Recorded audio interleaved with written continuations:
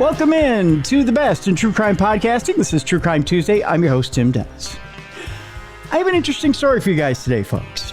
And it comes from a book that I got to read over the weekend that absolutely enthralled me. It's a book called Alcatraz Ghost Story, Roy Gardner's amazing train robberies, escapes, and lifelong loves. And it's exactly as it's put on the page.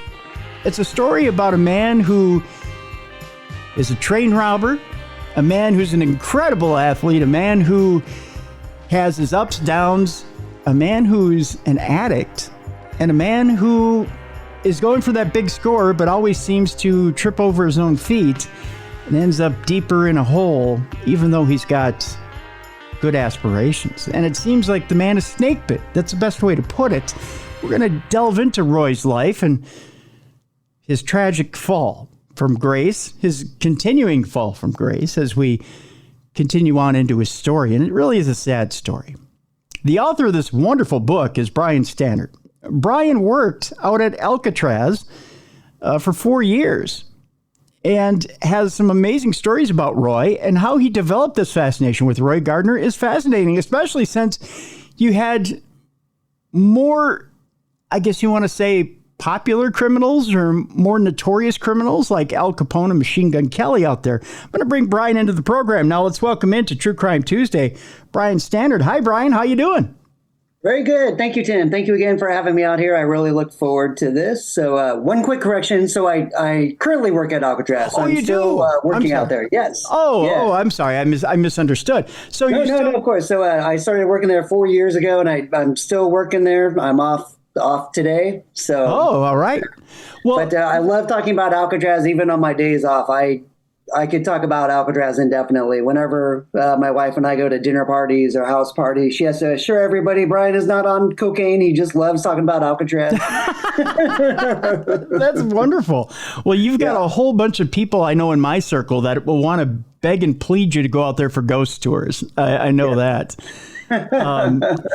And they're probably going to want to know. Now, you do mention in this book that the word ghost, and I want to bring this up because at the end of the book, you bring up the fact, tell people what your definition of ghost is at Alcatraz. Yeah, so for me, I play around with this concept because we get asked that question all the time. We don't have any official ghost tours at Alcatraz, but every day I get asked that 100 times. Mm-hmm. So in my mind, I'm always kind of playing around with, well, what is a ghost, or what are people getting at, or why do people think Alcatraz is more haunted than any other place? So within the context of this book, I actually use it more in the current vernacular of dating. People who are dating always talk about getting ghosted by someone. Yeah, where it just means, suddenly someone that you're in contact with and having some type of a relationship with, all of a sudden is just not part of your life anymore.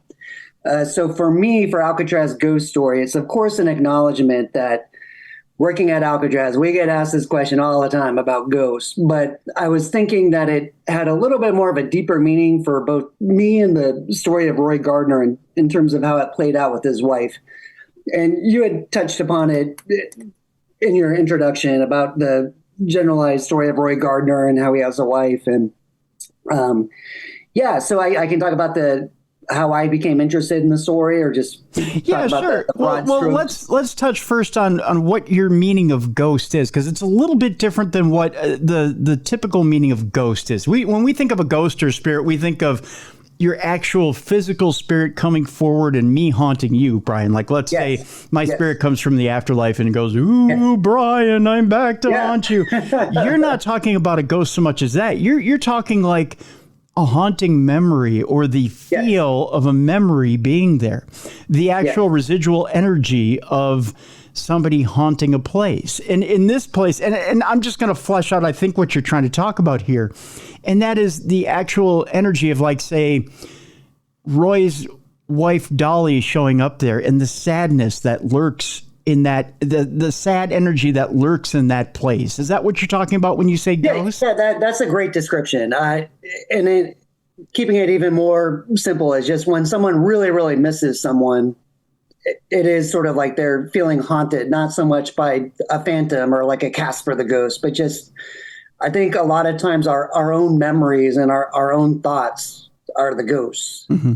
And that's sort of how I used it in this book. Yeah. And it's very eloquent in the way you put it in the book, because as I read it, I went, you know what? Yeah, it to me, when we walk as investigators, as paranormal investigators, when we walk into a place, we want to talk about what it is we feel immediately when we walk in, and we think, ooh, there might be a presence there. But you talk about, well, I feel a sadness, or I feel this, or I feel that. And the way you described what it felt like in Alcatraz, I went, well, of course it feels that way. You've got all these emotions from not only inmates, but people who come to visit inmates, and it's overwhelming. Yes, absolutely. And so again, as I mentioned earlier, continue. Just that you're in prison. You're in a place where you're locked down, and there's a chapter in the book where Roy is in solitary for a long, long time. If you can imagine being locked in a hole where it's dark and you've got to break rocks, I mean, you're in despair. You're in the worst despair you can be in, and I think that's going to cause extreme anxiety, which is going to emanate throughout decades. Yes, absolutely. And again, like I was saying before, every day at Alcatraz, I'm getting asked by people about ghosts, and I feel so bad because I so badly wish I could tell them that, oh yeah, I saw a spirit there. and I feel bad because I just can't. But like you were touching upon, and like we were talking about earlier, we do have to close down the island at night, and oftentimes it's just a few staff people walking through the main corridors of Alcatraz. And like you were saying earlier, I had a chance for my mind to just kind of wander and think about a lot of things, and that while I didn't necessarily see a Halloween-style phantom, I absolutely reflected on just all of the stories that were within these walls. And it was... and I mentioned this a few times in the book, it's almost like the absence of things can be just as powerful of a presence than something that a person can physically see with their eyes. And it's kind of a painting concept as well of a negative space. Sometimes the parts of a canvas that don't have a lot of paint on them end up creating a counterpoint to the other parts that are going on. One more thing, and then I want to get into how you got into Alcatraz and how you started there. One more thing I want to bring up as far as ghosts go, and in the situation at Alcatraz, I think a lot of people want to get into Alcatraz and investigate it because they think there's going to be a treasure trove of tortured spirits that want to talk there. Yes. And you bring up something in the book about how Alcatraz operated that makes me think that there's not going to be a lot of people to talk to there. And that is this way that Alcatraz operated where the inmates had to remain silent. Can you talk about that for a second on how they were forced into silence? Oh, yes. So when Alcatraz first opened as a federal penitentiary in 1934, for its initial years, they had something called the Code of Silence, where within the main cell house, inmates were prohibited from talking. It was almost like a cloister of monks in a way. And that was one of the most severe rules that the early inmates, again, this would have been in the Great Depression era of Alcatraz, really got frustrated with. And in our day-to-day lives, I mean, if you try to do that, you realize how difficult it is to just not talk to people when you're just going about your life. And so a lot of inmates would not trying to get into trouble, would frequently get in trouble just by making casual conversation with people in the adjacent cell. And so there was that Code of Silence. But then the other thing that I talk about in terms of the Alcatraz policy and how it would pertain to ghosts and how there might not necessarily be a lot of spirits to talk to is that Alcatraz by design, when I always describe it as the penalty box prison. When it was a prison, it was 99% of the time a middle chapter of a prisoner's prison experience. So usually, almost always a inmate would arrive to Alcatraz from a previous prison, and they would, if they were doing bad behavior at a previous prison, usually escape attempts, then they would get transferred to Alcatraz, and then they'd be at Alcatraz for a little bit. And then once they demonstrated that they could toe the line at Alcatraz, then they would have been transferred back to a separate prison. So touching upon what you were mentioning a few minutes ago, so in the case of Al Capone, Al Capone didn't die at Alcatraz. From Alcatraz, he was transferred to a separate prison called Terminal Island. Mm-hmm. It's not like the living body of Al Capone was stuck at Alcatraz for the rest of his life. And the same thing for Machine Gun Kelly. He was transferred out of Alcatraz as well. So that's just sort of another thing. And I touch upon that in the book too. Like, I don't necessarily think that this would be filled with the ghosts of the really notorious inmates because, they didn't die at Alcatraz. Right. Yeah. And not the place you'd want to be caught in the afterlife. I mean, that's not the place I'd want to go to. Yeah. And I always say too, when visitors ask me this question, I'm like, if I were an inmate and I died at Alcatraz, I would use my ghostly powers to get through the walls and go someplace else. So it might be the least haunted place. Right. Exactly. So, with that in mind here, Brian, again, Brian Stannard is our guest. The book is Alcatraz Ghost Story, Roy Gardner's Amazing Train Robberies, Escapes, and Lifelong Love. With that in mind, Brian, tell us about your story. How is it that you come to work at Alcatraz, and what was the lure of working at Alcatraz? Yeah, absolutely. So for years prior to Alcatraz, so I'm based in San Francisco. I'm born and raised in the Bay Area. I had been working for years doing social work in the Tenderloin, which is San Francisco's pretty notorious Skid Row neighborhood. I mean, it's often in the national news nowadays. It's a really sad situation. It's really heartbreaking. Street level drugs, fatal overdoses are just rampant in that area.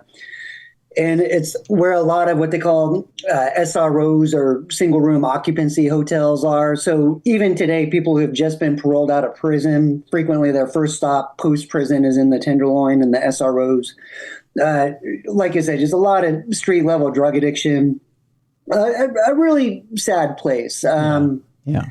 And like I said, it's pretty notorious. And so I had been working there for years doing social work, and it was impacting me. It was dragging me down. And I realized at a certain point that my own demons were kind of coming into effect too. I was just drinking all the time to the point where the doctor gave me orders that I had to quit. And oh my God. And I knew that, but it just seemed like I was just kind of drowning, so to speak. And so I knew that there wasn't any logic to me trying to save this area from all the typical ravages of urban poverty because I was incapable of taking care of myself. Mm-hmm. So it's just kind of, I always use the analogy of, if you're on a plane that's crashing, you have to make sure your own parachute's working first before you start helping everybody else. And and I just realized that I had to be honest with the situation and get out of that. And so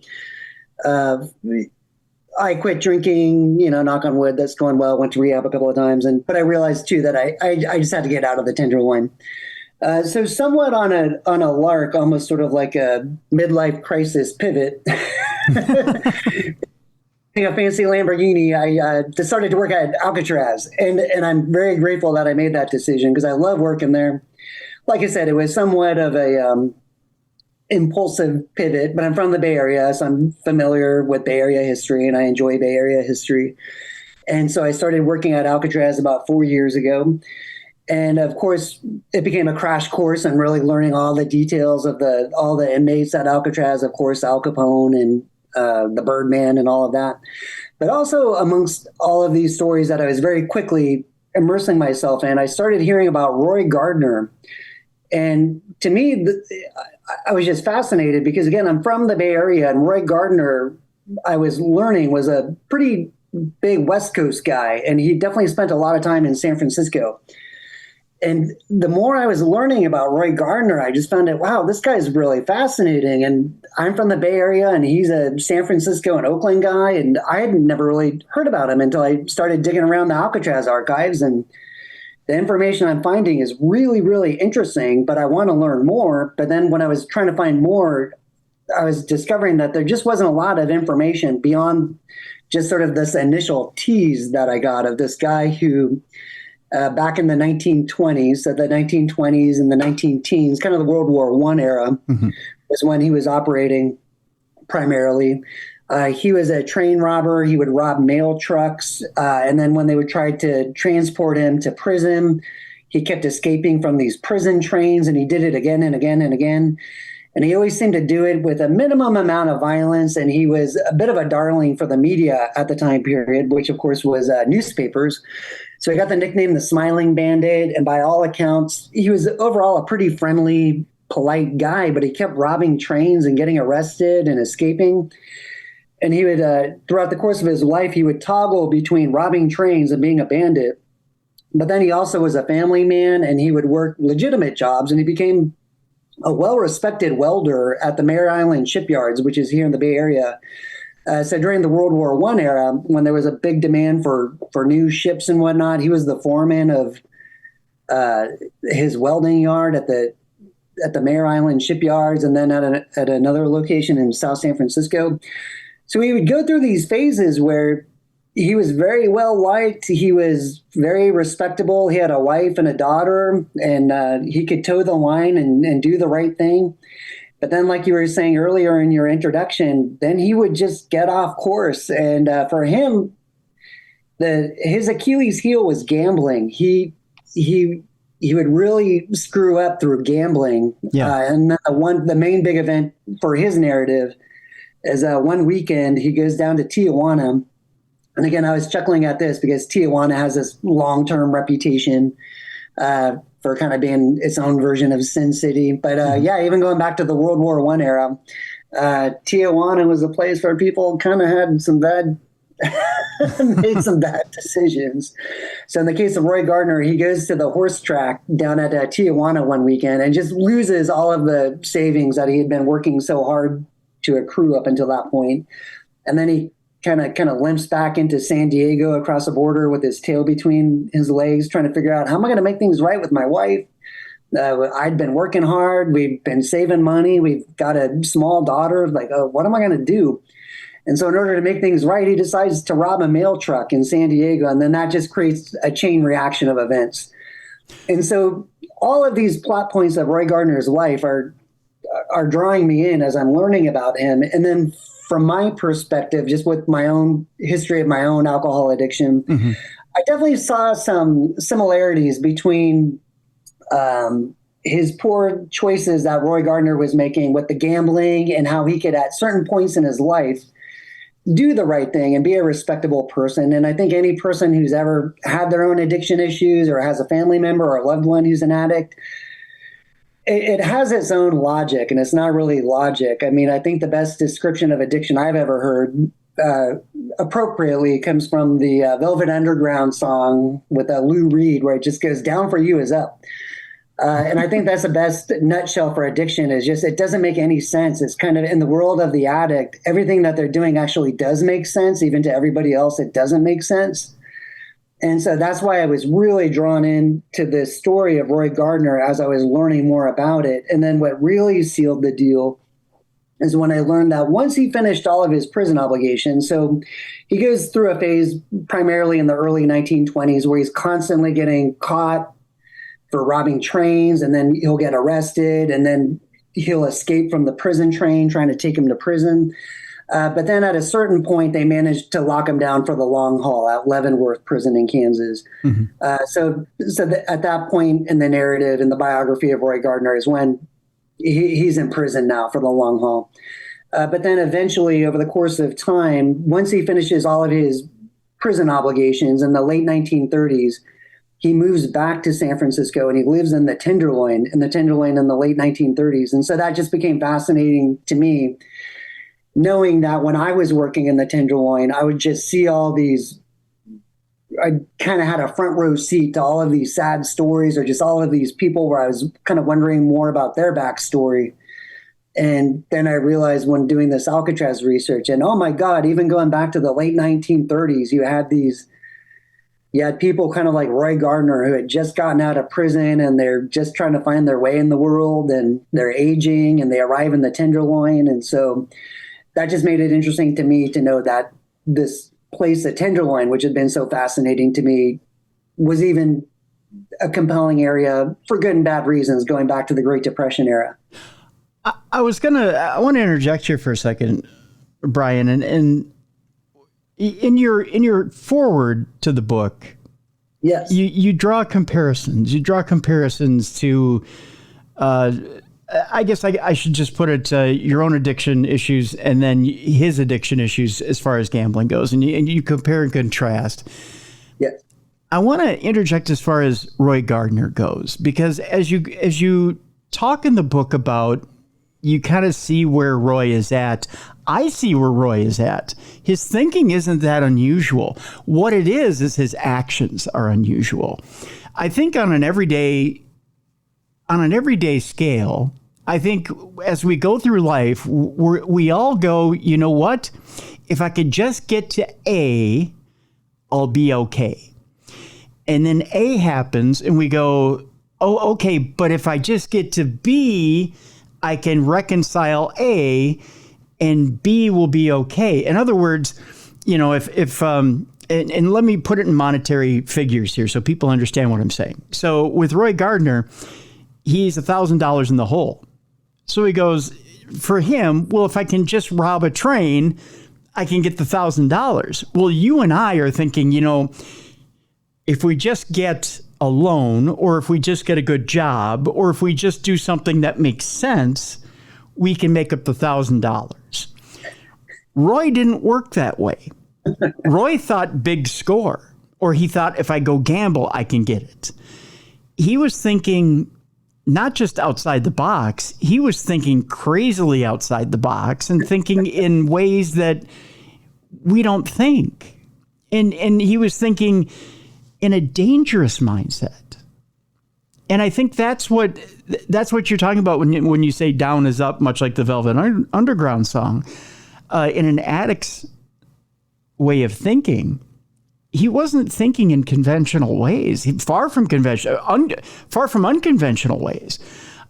He was thinking in dangerous ways. Now, it could be said, and we'll tackle this before we go to break.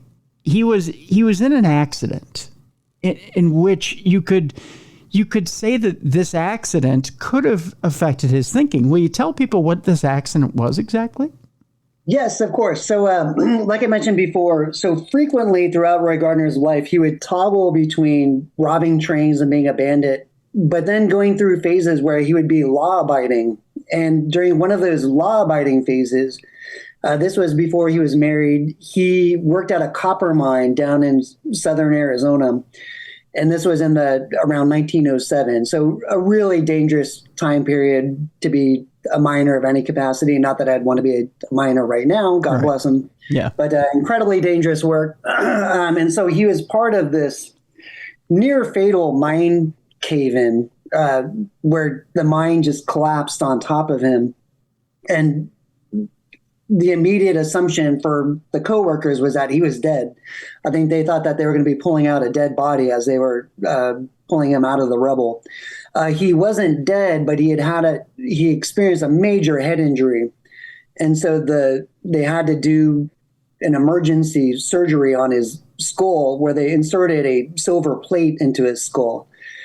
So yeah, even like hearing that right now, I'm like, oh my gosh, that would be very worrisome if I had to be in that situation right now in 2024. But I can only imagine in sort of the equivalent of almost like a military field hospital in this mining camp in southern Arizona, when Arizona might not have even been a state yet, in 1907. So he has this silver plate put in his head. And then later on throughout his life, both he and his wife, and then one of the police officers who arrested him, and then this is another interesting trajectory of the Roy Gardner story, they all claim that the reason why Roy Gardner became this bandit was because the surgery wasn't done correctly after the mining cave-in, and that Roy Gardner's head trauma was the source of what was making him be a bandit. And so what they were trying to advocate for was that if we could just have another brain operation for Roy, then that would cure him of his lawless ways and he wouldn't be in prison anymore. So this was in the 1920s. They didn't quite use the word lobotomy. The lobotomy phenomenon hadn't quite taken effect yet, but that was sort of what they were kind of arguing for, the prototype of a lobotomy. Yeah. And that's another interesting thing about the Roy Gardner story, is because a lot of this doesn't lend itself to easy conclusions. So I think there is some truth to the fact that a head trauma, brain injury could have impacted his decision making. But to what extent? We don't know. Yeah, I mean that brings a little bit of a fly in the ointment, and that you don't know if there was at one point a hospital in Washington D.C., government hospital, says no, you're sane. There's nothing. There's not enough brain trauma there to have caused you to go off the deep end, so to speak, and create behavioral problems or anything that would. He was trying to file an insanity claim to his crimes and get released out of jail. They said this wouldn't cause insanity, although it did cause headaches and it did cause other things with him. So as far as Roy Gardner goes, he believes that this silver plate in his head was causing issues. It might have caused blindness at one point, although that might have been from being in solitary at Alcatraz as well, from being in the dark for so long. So there are, I mean, he's already been put behind the 8 ball because of this accident in one way or another. Correct. I tell you what, Brian, let's take our break here. When we come back, let's talk a little bit about Roy putting himself behind the 8 ball. Before he even meets Dollie, he commits his first crime. And he's kind of sown the seeds of his own undoing with his own relationship with Dollie. Let's talk a little bit about Roy and Dollie's relationship and how it's a love story that bears a lot of fruit in the beginning. And eventually, like I said, he sows the seeds of his own undoing. And why it becomes tragic. We'll talk about another tragic undoing, and that is why Roy can't hold on to finances. We'll talk about Roy's financial situation when we come back as well. The book is amazing, folks. It's called Alcatraz Ghost Story, Roy Gardner's amazing train robberies, escapes, and lifelong love. We have a link to the book in the description of this program. Click on that link in the break. Get a copy for yourself. I'll guarantee you're going to love this book. It's by Brian Stannard. He's our guest. When we come back, more about Roy Gardner and Alcatraz Ghost Story when we come back right here on True Crime Tuesday. Welcome back to the best in true crime podcasting. This is True Crime Tuesday. I'm your host, Tim Dennis. Our guest is Brian Stannard. He is the author of Alcatraz Ghost Story, Roy Gardner's amazing train robberies, escapes, and lifelong love. Before the break, we had teased a little bit about Roy Gardner's true love, Dollie.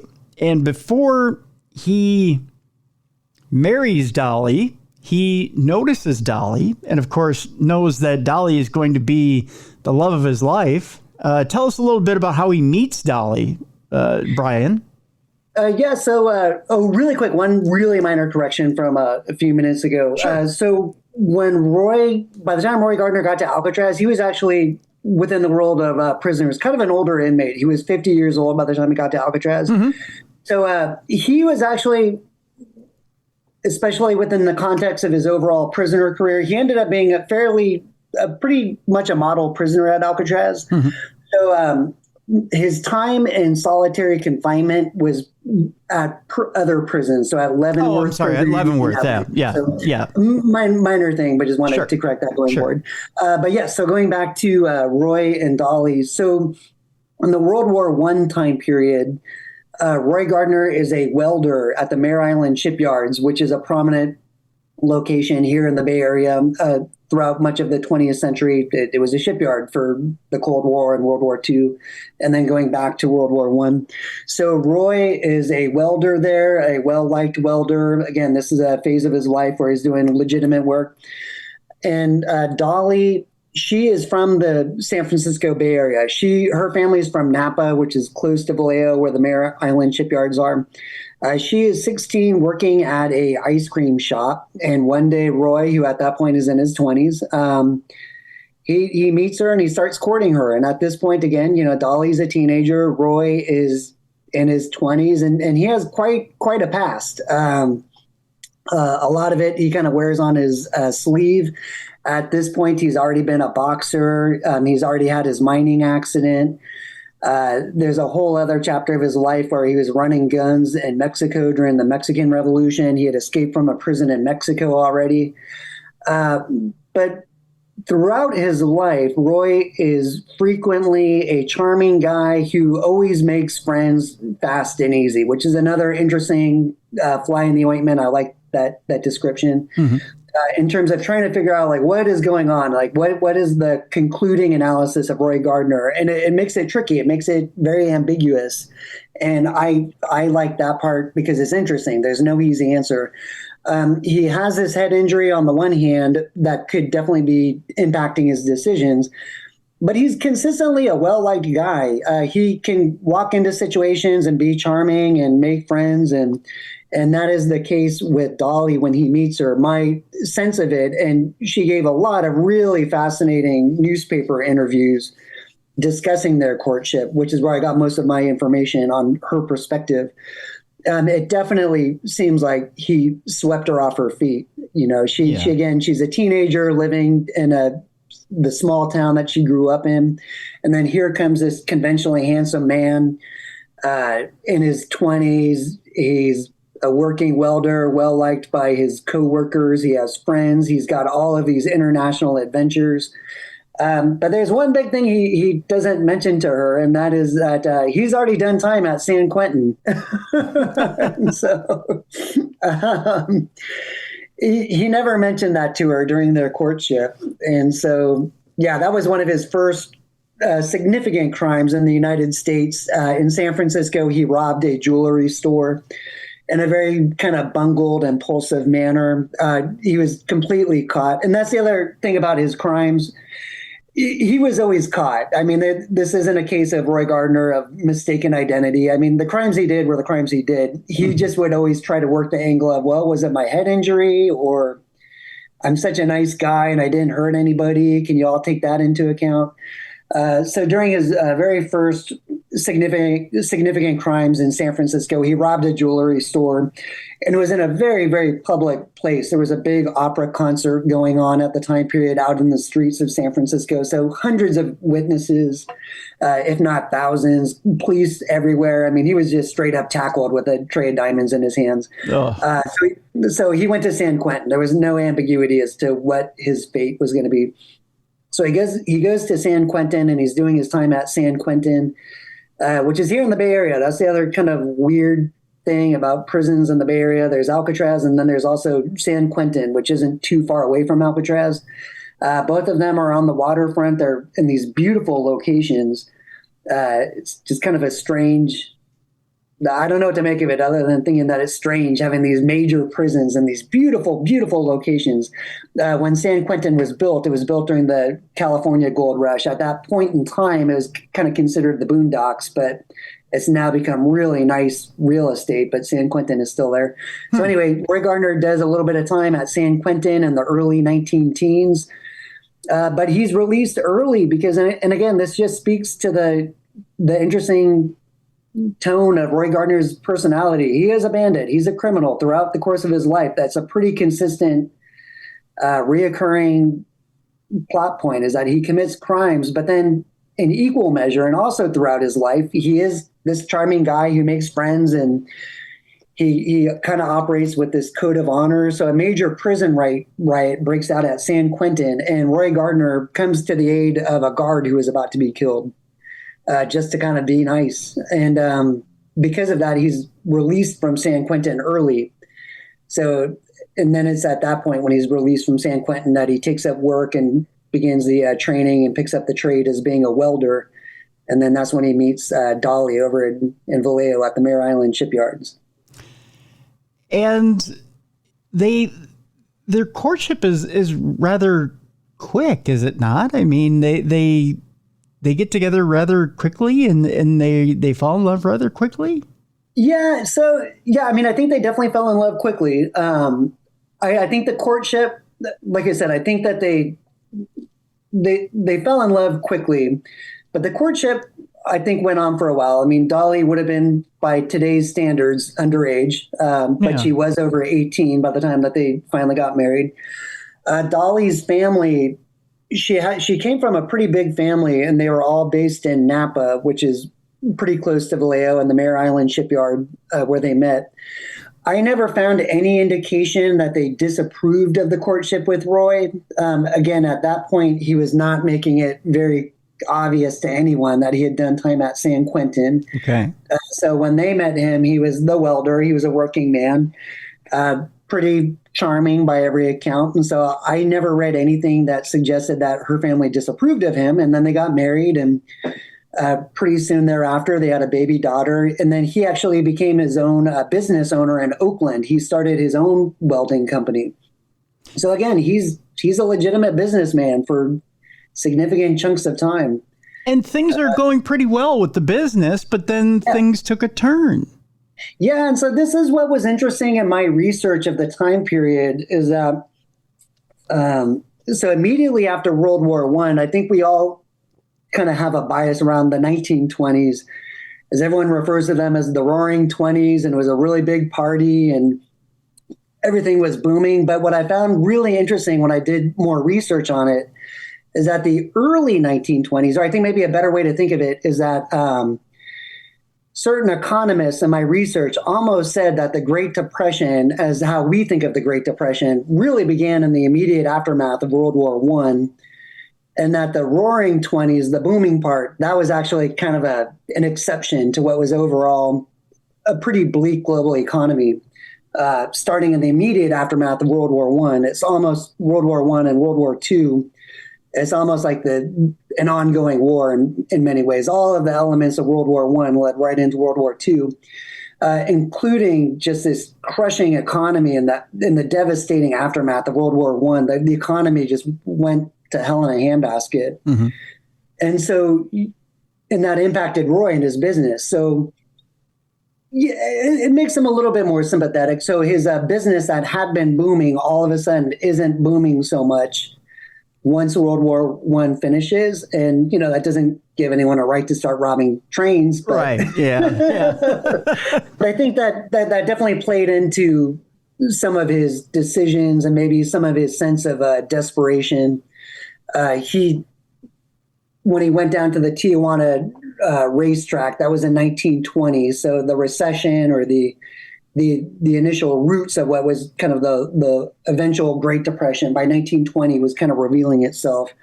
So that's when he went down to Tijuana to see if he could kind of shore up some bucks quick, and it didn't pan out his way. And and I think we, not to defend Roy either, but I think we all get into that situation where we get desperate, and when we get desperate, we make a decision, but we try to make an informed decision, right? Yes.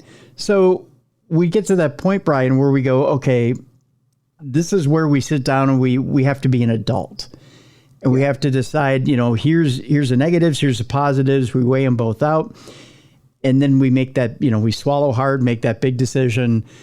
And, sometimes there's a little bit of a gamble involved. And then we roll the dice and then we live with our decision. His roll the dice was literally go bet on the ponies and, throw caution to the wind. He lost it all. And then instead of going back to Dollie and saying, well, I lost it all, and he went, nope, let's double down and do something even more dangerous. I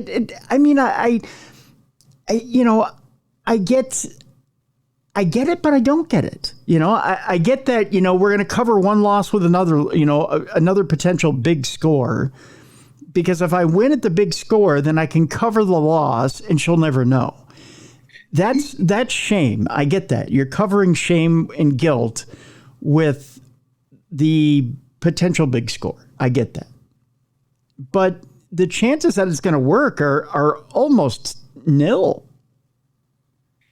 Yeah, and I think everything you just said, I want to say is great. I think you just very accurately described how an addict's mind works, where it's this constant, complicated, knotted up thinking to fix a problem from two problems ago. But it's this constant creation of brand new problems. And then you got to create new problems and more lies and more shenanigans to try to take care of the problem. And then at a certain point, you don't even know what the first problem was anymore. Yeah. But, like I said, that is the knotted up, twisted up thinking of an addict. And you just summarized it very well. So. like I said, I get it. I would never do it. I would, I'd never go, well, you know what? Bank robbery is the best way to do it. I'd never look at my own problems and go, well, it's time to grab a crew and go knock over, Fort Knox. It would never dawn on me to do that. But, it did in his world. Yeah, and I think everything you just said is great. And working at Alcatraz, my coworkers and I often have these conversations because Alcatraz is a really popular destination. I mean, it is crowded all the time, and we kind of sometimes joke amongst ourselves. Are people ever going to get tired of coming to Alcatraz? And then kind of what you were just saying is that I think in most of the Alcatraz inmates, if there is one common theme, they were bank robbers and counterfeiters. Mm-hmm. And I think that a lot of us, like a small sliver of our minds, kind of think like, yeah, maybe I should just rob a bank or just print up some fake bills. Like that can solve a lot of problems quickly. But I think most of us have a mental circuit breaker that concludes that would actually be a terrible idea. I know I don't want to, it's too risky and we don't do it.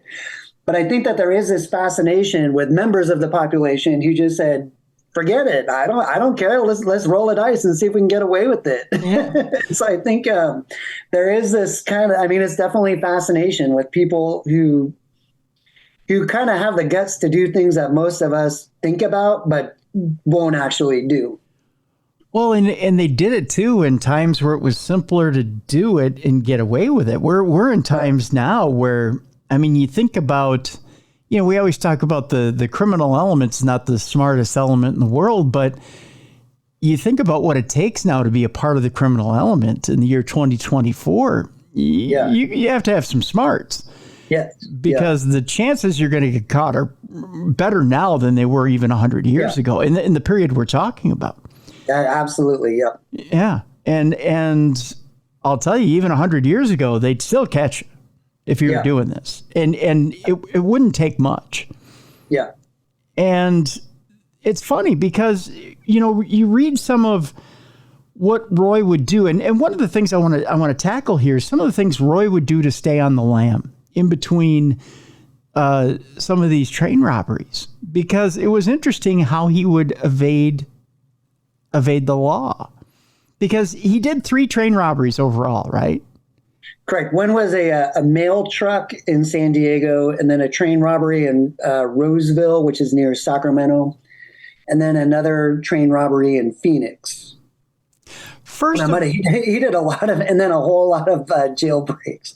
Yeah, the prison jailbreaks. Yeah. The one prison that was never able to really successfully incarcerate him was McNeil Island near Seattle. So that's where the majority of his American jailbreaks occurred, all around trying to either get him to McNeil Island, or once he got there, he would break out of it. So when you think about that, and I encourage people, go get this book, Alcatraz Ghost Story, Roy Gardner's Amazing Train Robberies, Escapes, and Lifelong Love. And the reason I say this is to read the individual entries of Roy Gardner and how he gets away from authorities is absolutely mind-blowing and baffling of how he got away.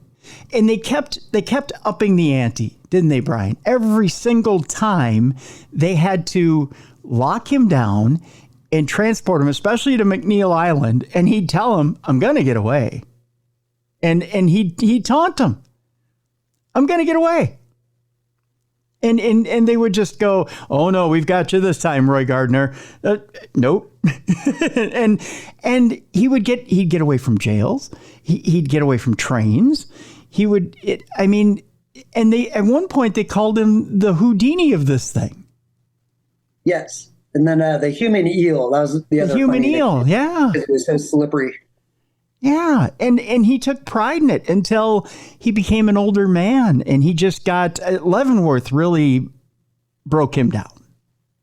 Yes. And so I think once they switched him to transferred him to Leavenworth in Kansas, I think that's when he realized, this is my interpretation of it, okay, Leavenworth is set up in a way that I can't break out of it. And so I think that at that point is when he tried the different strategy of talking about the brain injury. And that's when I also think it gets really interesting. That's when his wife, Dollie, she starts interceding on his behalf to talk about the brain injury. And she courts the media, and she even goes on the vaudeville circuit, which to me was another totally fascinating subplot of the entire story. You know, we've been talking a little bit about, again, Roy and Dollie's love story. And as we talk about that, you know, we haven't talked a whole lot about Jean, his daughter, but there's times, and we talk about Roy on the lam and how he manages to move around. He manages to get from place to place. And as he does this, he'll stay at different hotels, which blows my mind. If you try to do this in this day and age, you never get away with it, staying at different hotels. But he'll stay at different hotels. He'll eat in different diners. He's friendly with different people. Wait staff especially. He tips very well. But he manages only a handful of times to see, while he's on the lam, not even a handful of times, to see Dollie and Jean. Just a spot here and there while he's on the lam. And one of the only times he sees Jean, he says, it's just a simple phrase. She says, "Goodbye, Daddy." And it seems like it hits him hard. Like that's the phrase that really hits him. And he only sees her when she's 4 years old. Is that the last time he sees her? And then before she's essentially a teenager, almost an adult? Correct. Yes. Yeah. And so I talk about that in the book because, like you had said, he taunts the authorities, and he becomes a darling of the media for that exact reason. It's almost like this game, like a chess game between the authorities and Roy Gardner. But then I talk about it, and I was trying to sort of imagine this from his perspective, that on the one hand, there's sort of this gloating thrill to being able to taunt the authorities, but fundamentally he's still on the lam. Like he can't see his family. So yeah. It's kind of like, well, I'm winning this game per the media war, but am I really winning if I have to hide out all the time and I can't really see my family? And as you suggested, I think that kind of digs at him. Yeah. Yeah. He's free, but he's not free. You know, exactly. He's still persecuted. He's still, he doesn't have full freedom. I mean, he's not living out in the open. He's not living with his family. He's not enjoying his daughter. He's not, you know, in the couple of times he does see either Dollie's sister or Dollie, it's very quickly, it's in passing. It's, you know, it's like he is a ghost, a living ghost on the surface of the earth. He's passing, or he's saying hi and bye, and not really enjoying much. I mean, he's seeing the planet, he's seeing people, but he's not maintaining relationships exactly, or anything of meaning. He's just wandering. But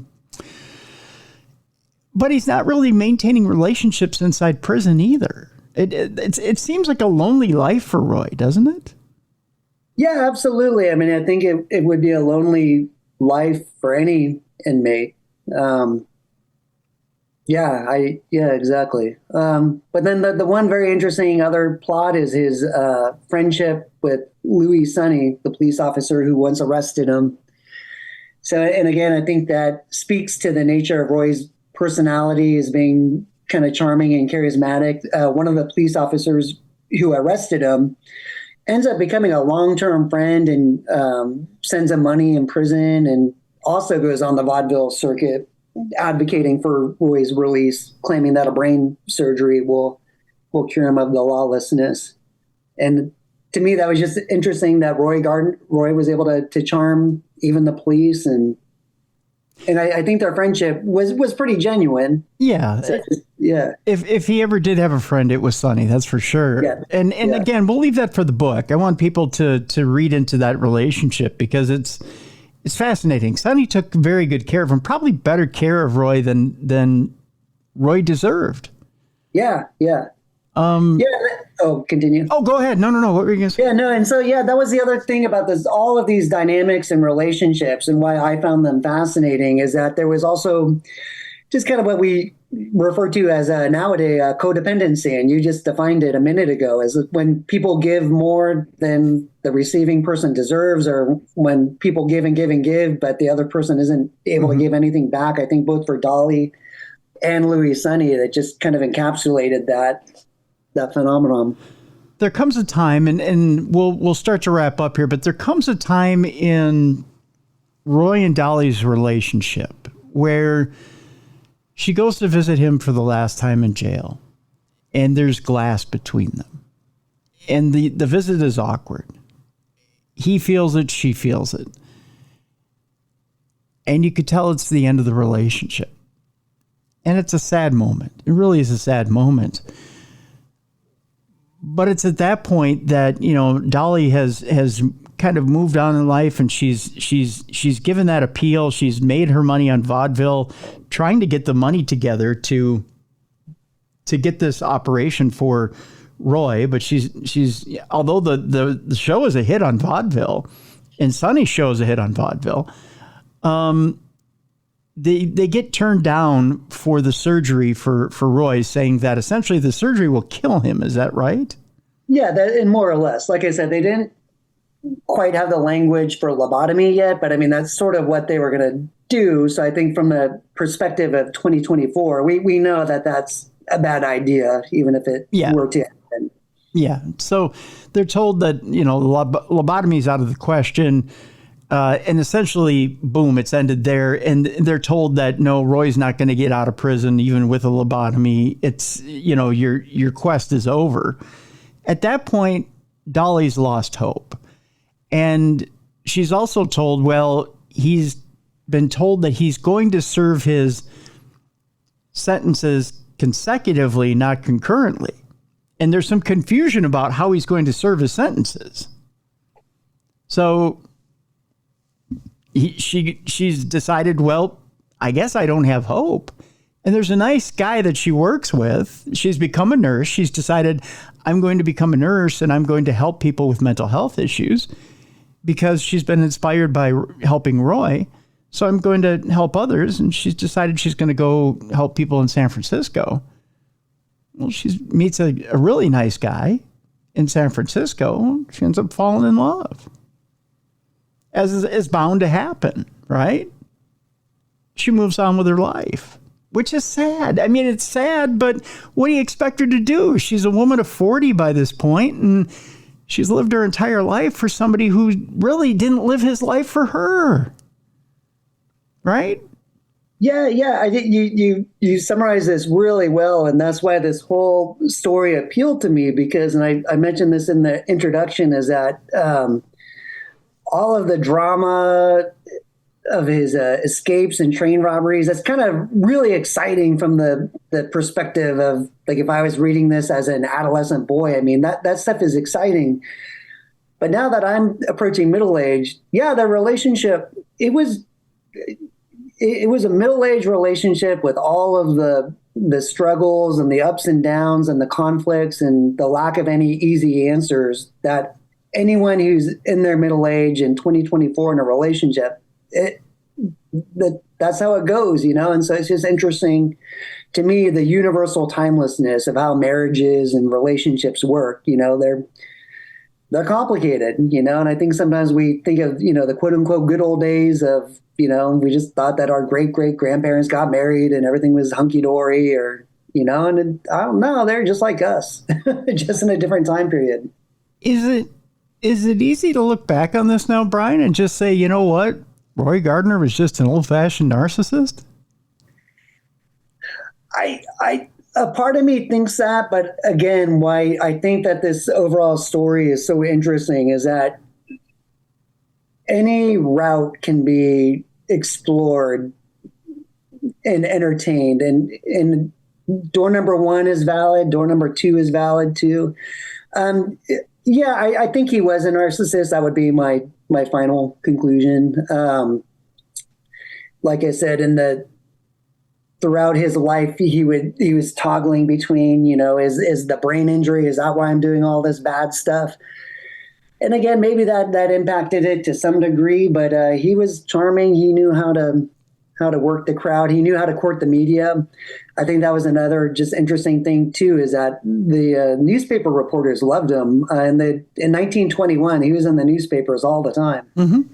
So, and because I think that he knew how to be a friendly guy when he needed to be friendly. Sure. A lot of this story, just with the mental health issues, it also reminded me of One Flew Over the Cuckoo's Nest with the Randall McMurphy character portrayed by Jack Nicholson, where, is he crazy, or is he just working it because he knows how to work it? Or is he in a place of mental illness, but he knows how to kind of work all the different angles? And again, I think there aren't any easy answers, and that is what makes it compelling. I think we all like compelling villains, and with Roy Gardner, you don't even know if he's really the villain, or I wouldn't call him the hero, but no. Yeah. When I read the book, and I read his story, I just see a frustrated entertainer. Yeah, that's a good way to put it. Yeah, a guy who, had he been given the right breaks in life, I think would have been in movies, or he would have been in pictures, or he would have been in radio. He would have, at the time, he would have been entertaining people. I think he wouldn't have been a welder. He would have, if he would have been set in the right direction, he would have been entertaining people. He probably never would have met Dollie. Yeah. Well, I don't know, but then it could also be said that I think maybe for him, within the context of 1920, 1921, robbing trains and escaping from prison was his form of entertaining the masses. That's exactly it.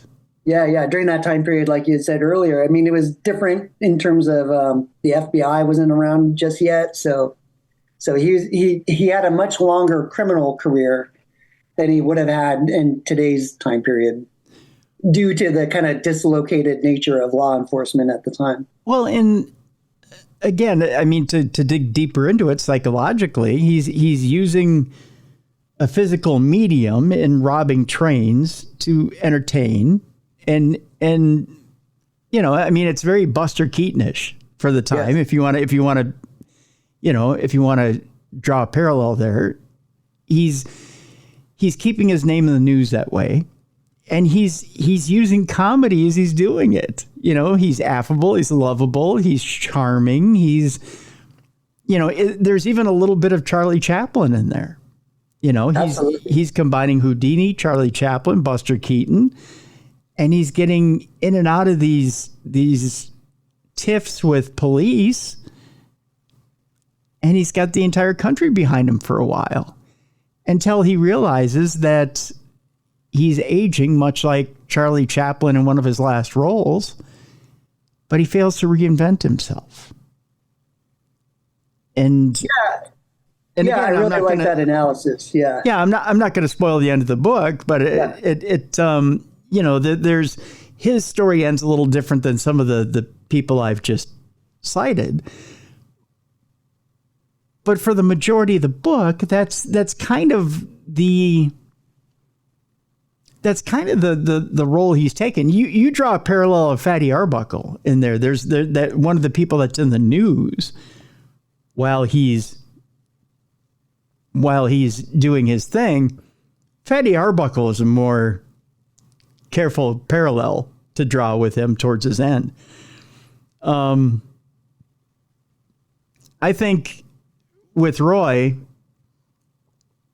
if he wasn't going to hit a home run at the end, he wasn't going to exist. Yeah. And that's a narcissist thing. Yeah. And I think that's correct. I think, and you had touched upon a lot of stuff, is that at the very end, he was reflecting on, what am I good at? And he was, for a time period, good at robbing trains and escaping from prison. But in order to do that, he was a physically fit guy. And one of the other, what I thought an interesting subplot to write and research. And when you and I first started this Zoom meeting, I noticed right away all the wrestling buckles behind you, or the wrestling belt buckles. So Roy Gardner was also a boxer for a while. Yeah. Yep. Before he became a bandit. And that was a really interesting bit of research, just researching the boxing culture of the early 1900s. And so, like you had mentioned, that was kind of part of the entertainment. And so he was a very physically fit guy when he was robbing trains and escaping. But then at the end of his life, he just didn't have that edge anymore. And so, like you were touching upon a few minutes ago, he was at this crossroads of like, so now what do I do? The one thing I've been good at, I don't quite have the physical chops anymore. Combined with the fact that the world had evolved, where there were now things like the FBI by the 1930s, and so he just couldn't quite figure out what to do next. And the one thing he was missing that would have kept him going was an heir, someone that he could pass along his trade to. Yeah, that would have kept him going, I think, longer. If he would have had somebody to pass along the trade to, that he could say, now that's somebody I created. Yeah, and that's actually a great idea that I hadn't considered. But then I think furthermore, just sort of the whole history of cops and robbers, I think, is just sort of the bandits for certain phases of history being a few steps ahead of law enforcement, and then law enforcement catches up. Mm-hmm. And so I think in the 1920s, in the early parts of the 1930s, the bandits had the advantage. Yeah.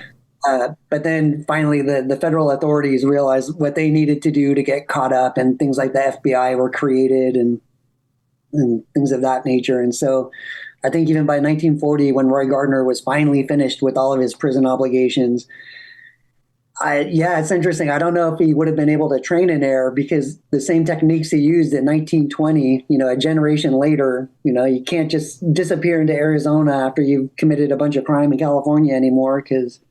True, but he's also very innovative. So I think true. He could have come up with new techniques. The thing about crime is it never changes. It's just that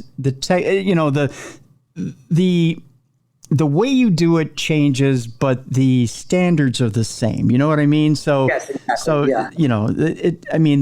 The way you do it may change, but the technique is always the same. So, correct. You get what I mean.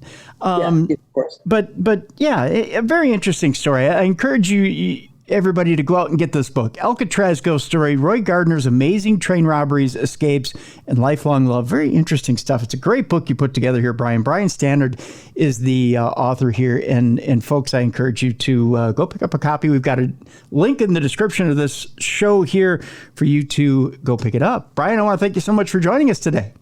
Yeah, thank you so much, Tim. I loved it. This was great. I really enjoyed it. So, thank you. Thank you so much, folks. It's time for us to lighten things up a bit. It's time now for Dumb Crimes and Stupid Criminals. It's Crayon News story time.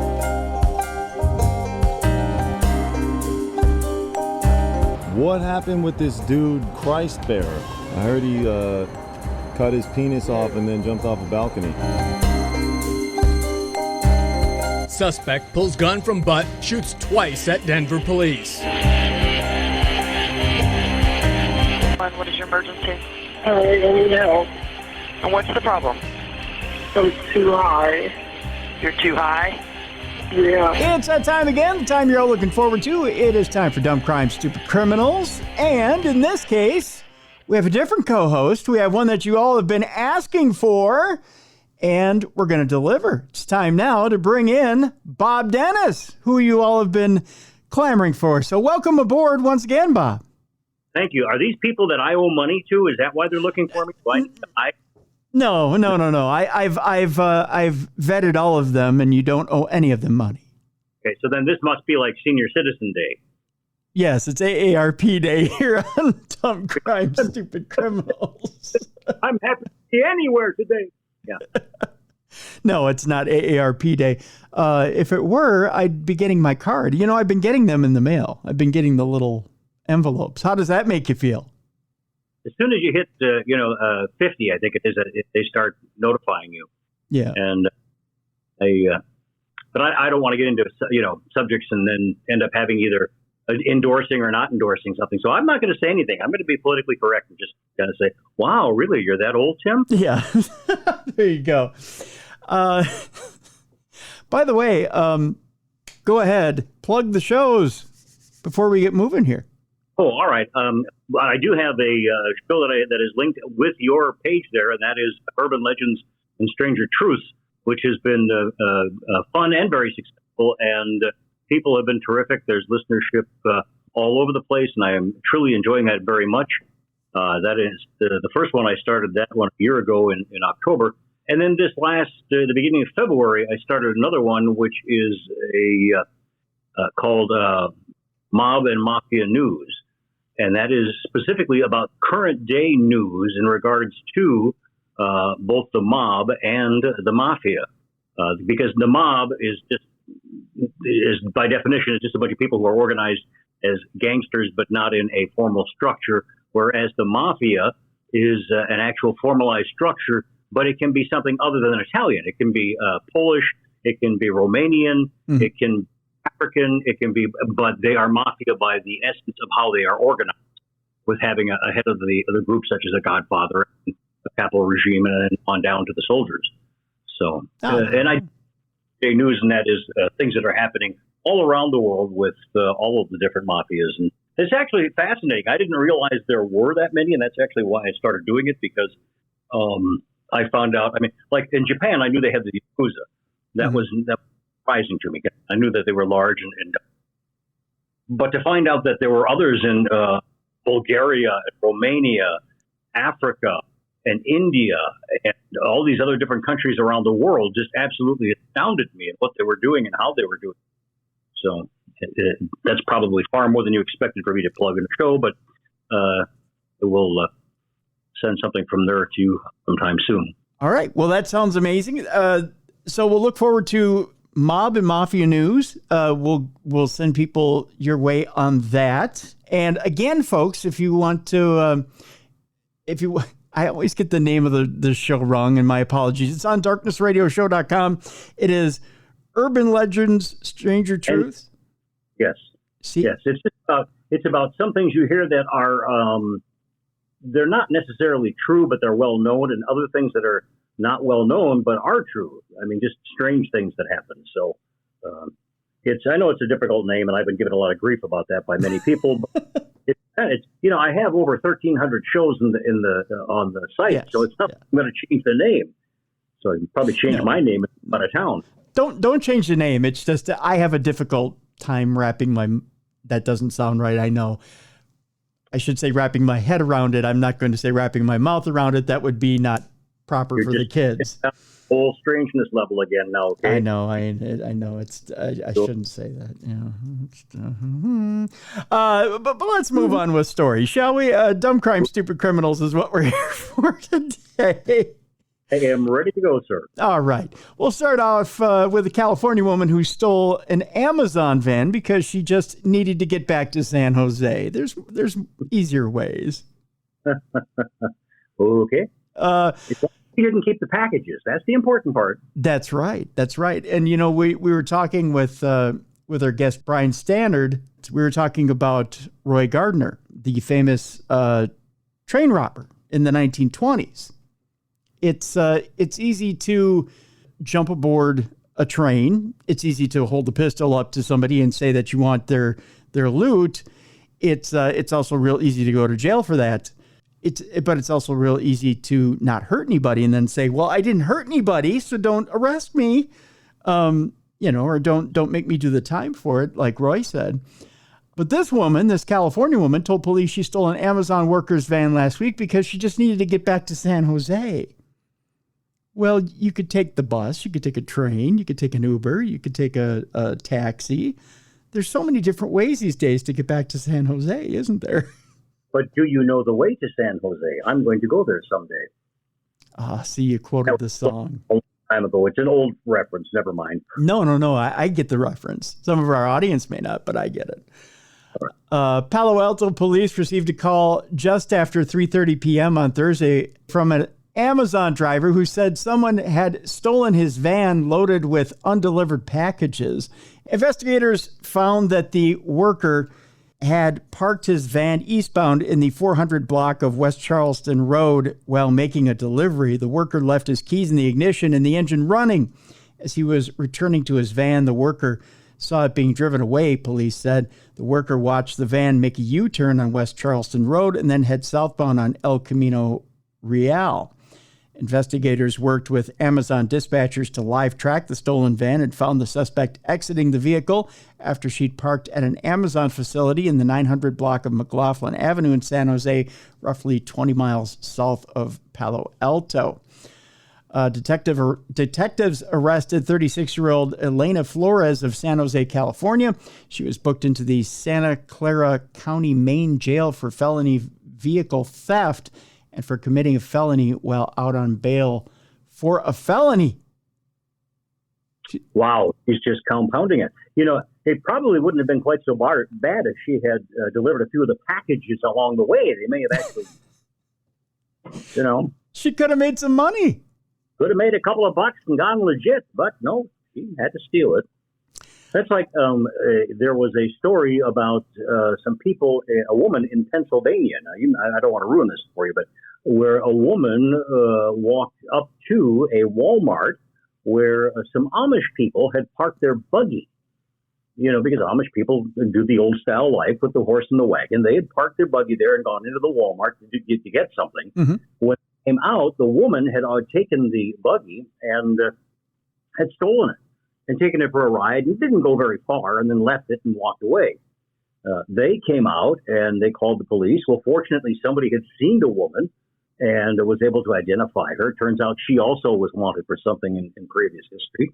But in Pennsylvania, as in most of the country, to take something from someone who is Amish is, in this sense, is a double crime, because first you have the theft of the quote-unquote vehicle, but then the more serious crime was the theft of livestock, believe it or not.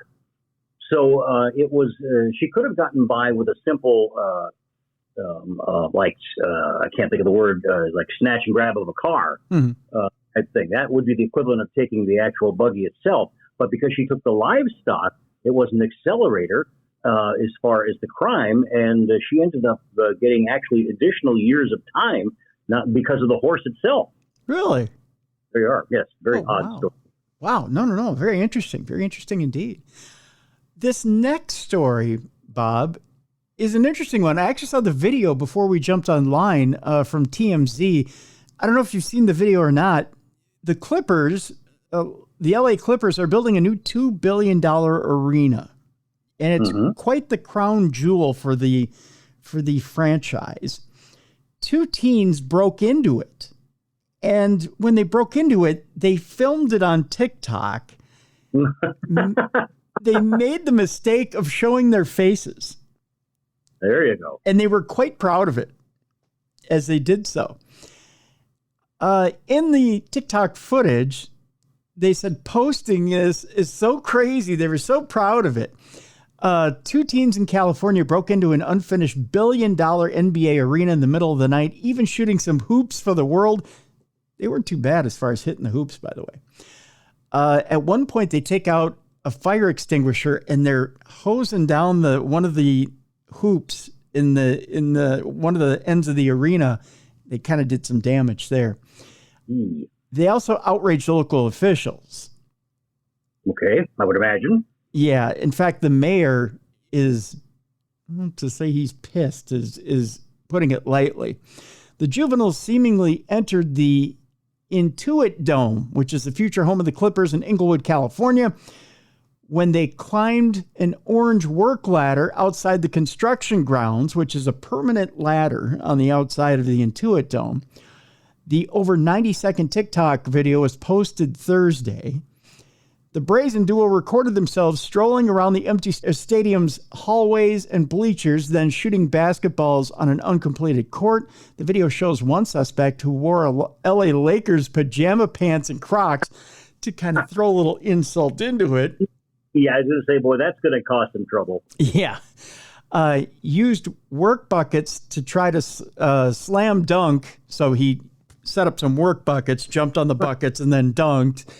And then sprayed a fire extinguisher, as I mentioned, at the hoop. And he was just dousing this hoop with the fire extinguisher. It was quite obscene. Then they were seen climbing up onto a bridge in the rafters before making their way onto the roof. From there, the teens posed for the camera, again showing their faces, and took panoramic shots of the city skyline before the video ended. doubling down on their illicit activities. They even captioned the video breaking into Clippers Stadium and hashtag the Clippers, Lakers, and LeBron James. Wow. Yeah. There are so many things they're going to get in trouble for there, but the thing that's really going to tick them off is putting that Lakers outfit on. Yeah, yeah. That's going to the guy will probably put him in jail for life now. Englewood Mayor James E. Butts has since identified the pair and their... Wait a minute. Mayor what? James E. Butts. Okay. Yep. We'll go with it. Mayor Butts. That's his name. Mayor? Yep. Mayor Butts.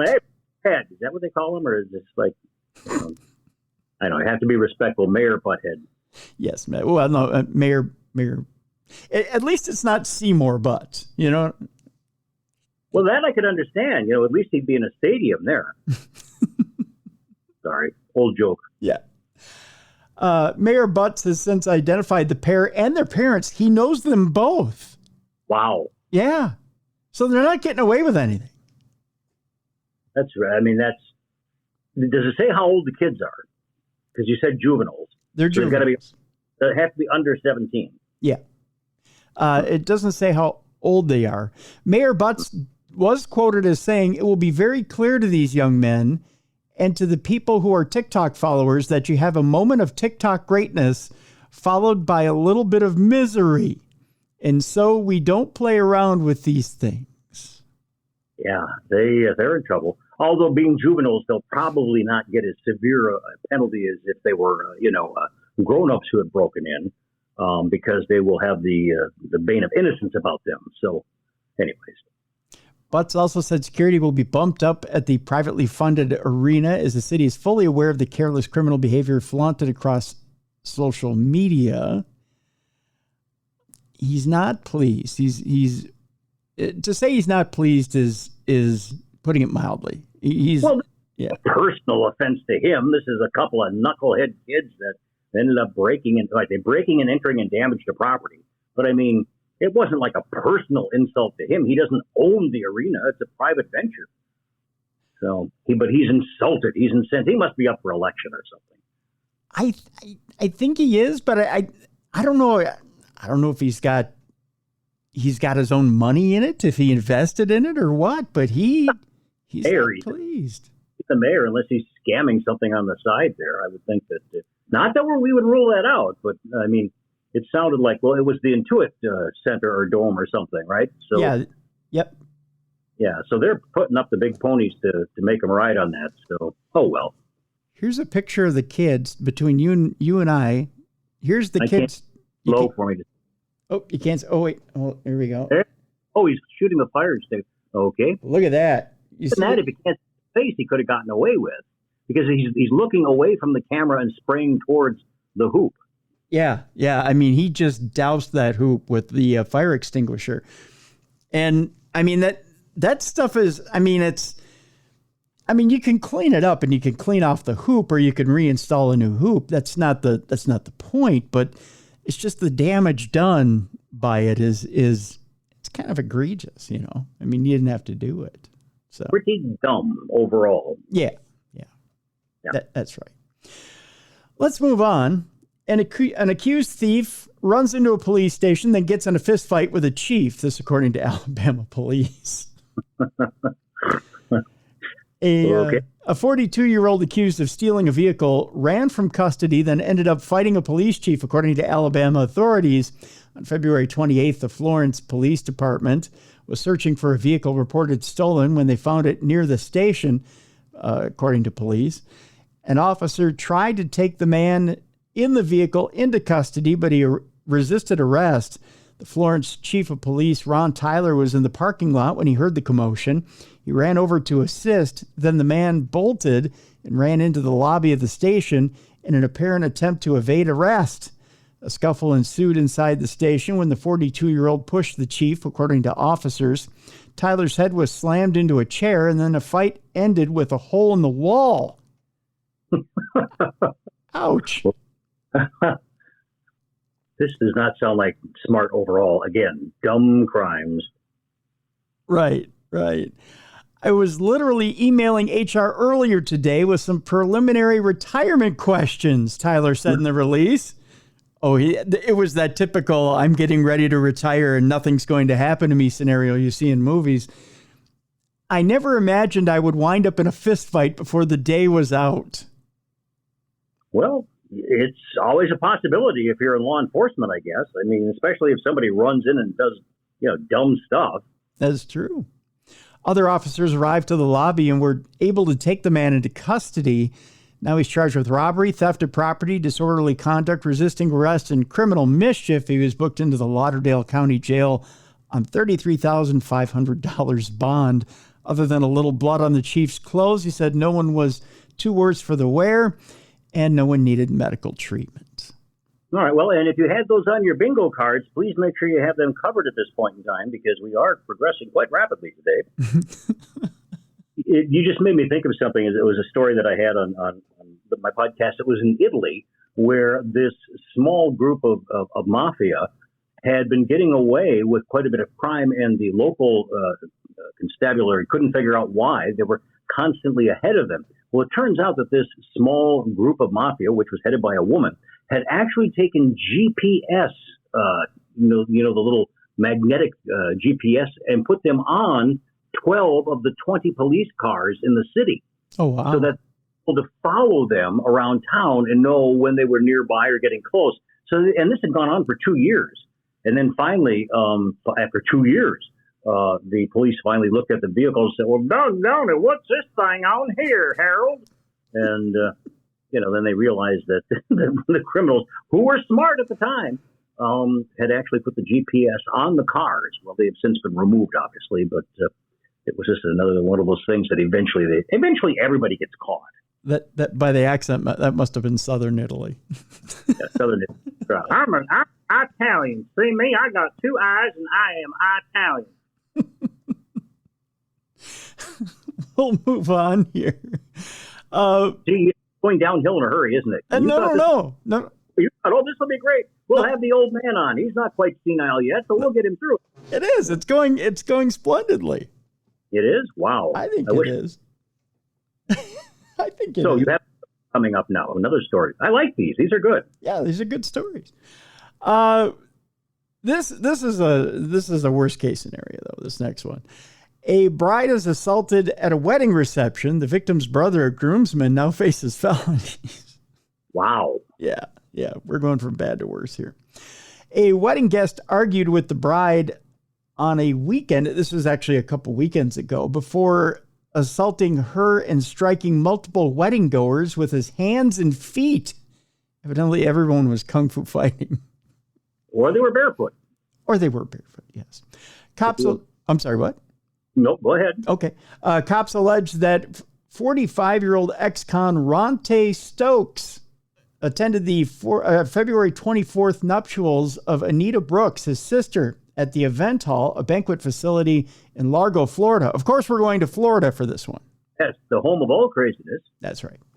During the wedding celebration, Stokes got into a verbal altercation with the bride. Probably a bad move. The defendant battered the bride and created a disturbance at the reception. That, according to a felony complaint. After striking the 48-year-old Brooks, Stokes was escorted out of the reception hall and struck several other victims. This just seems like a really bad Naked Gun movie at this point, where he just keeps fighting his way through the reception hall. A group that cops charged included his 65-year-old mother, a niece, his brother-in-law, and a bridesmaid. He punched them all, Bob. Wow. They must have been doing like a circle dance or something to him, and he was just like all the way around. I mean, that's a lot. And they're all old. I mean, they all should know better. I mean, so they're all like in their 40s, 45 and 48, if I heard correctly. And then the mother is like 68, which means she was like 20 when she had the kid. I'm not judging anybody. No. I'm just saying that's a little on the close side. Yeah. Understood, though. And it sounds like there are a lot of issues going on with this family. Right. Now, when questioned by police, Stokes reportedly admitted pushing his sibling to the ground. Court records indicate that alcohol may have played a role in Stokes' alleged 10 p.m. rampage. Yep. Imagine that. Hard to believe. Stokes was booked into the county jail on 5 battery counts, which were charged as felonies due to a prior felony battery conviction. Stokes was also hit with a misdemeanor criminal mischief rap for allegedly throwing a ceramic lawn chair into a glass door as he was being removed from the reception venue. Wow. Because I don't think I should be charged with that last battery because I was just getting my jumper cables out. And by golly, I connected them to the wrong plug, let me tell you. I was going to say, because every good felony needs an exclamation point. You got to throw that lawn chair through the glass door. You know, where would it be without that? There just wouldn't be a party, would there? I mean, No. This is crazy. That's right. Stokes also has a lengthy rap sheet, by the way. He was convicted last month of disorderly intoxication and fined $500.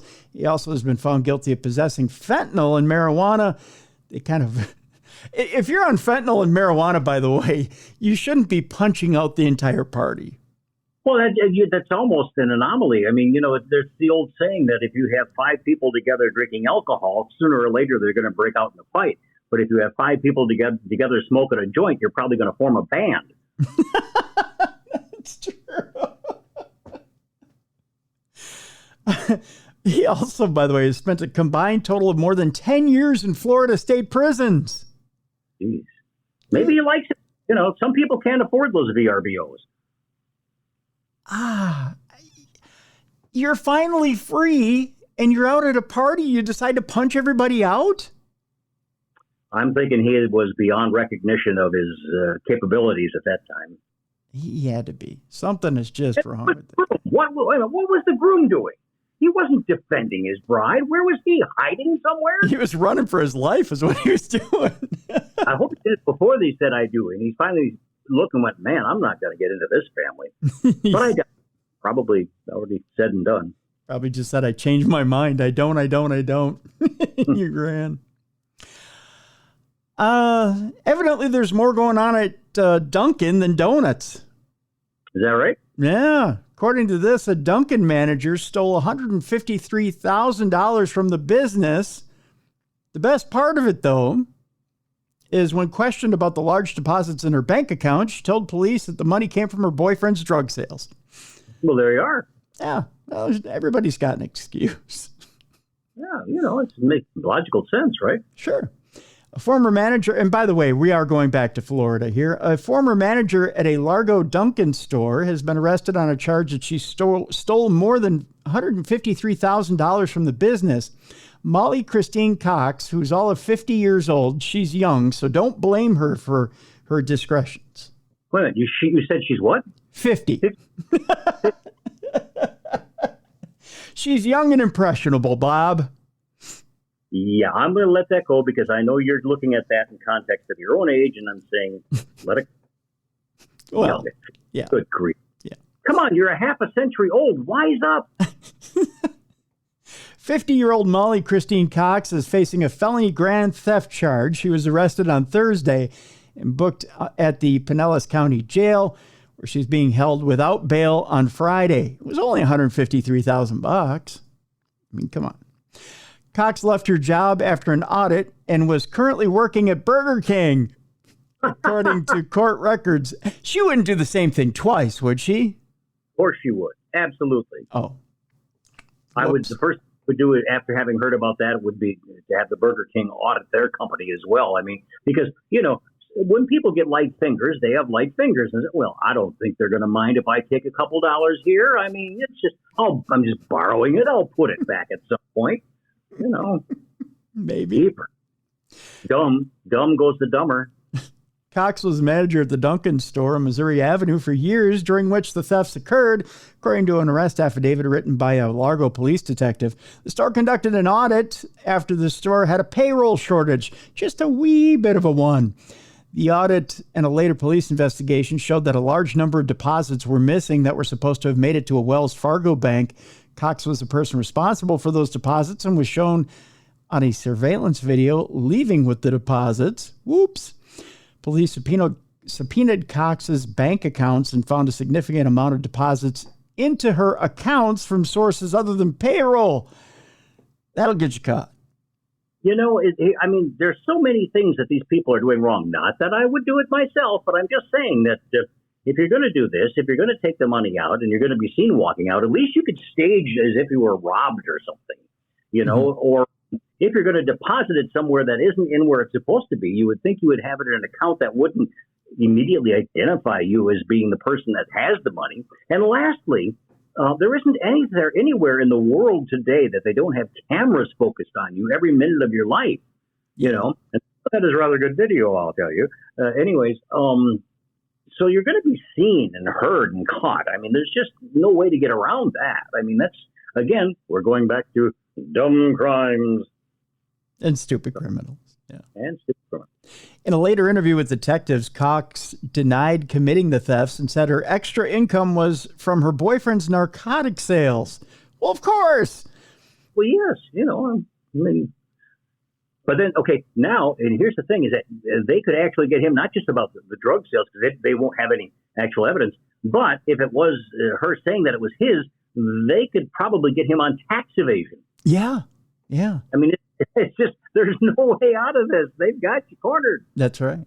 Cox was previously arrested, by the way, in 2015 on a scheme to defraud charge. So she's not completely innocent in the deal.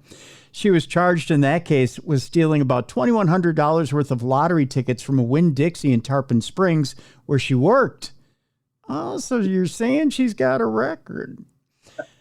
She pleaded guilty to the charge and was sentenced to probation in that case. So there you go. Okay, and now here's the other part of this. These people who are hiring her, are they dumb because they're not doing any background check? That's a very simple thing to do, to find out, well, I see that you've been arrested 5 times here in Florida for stealing, but we'll let that go. It's like, okay, who's the dumb one then?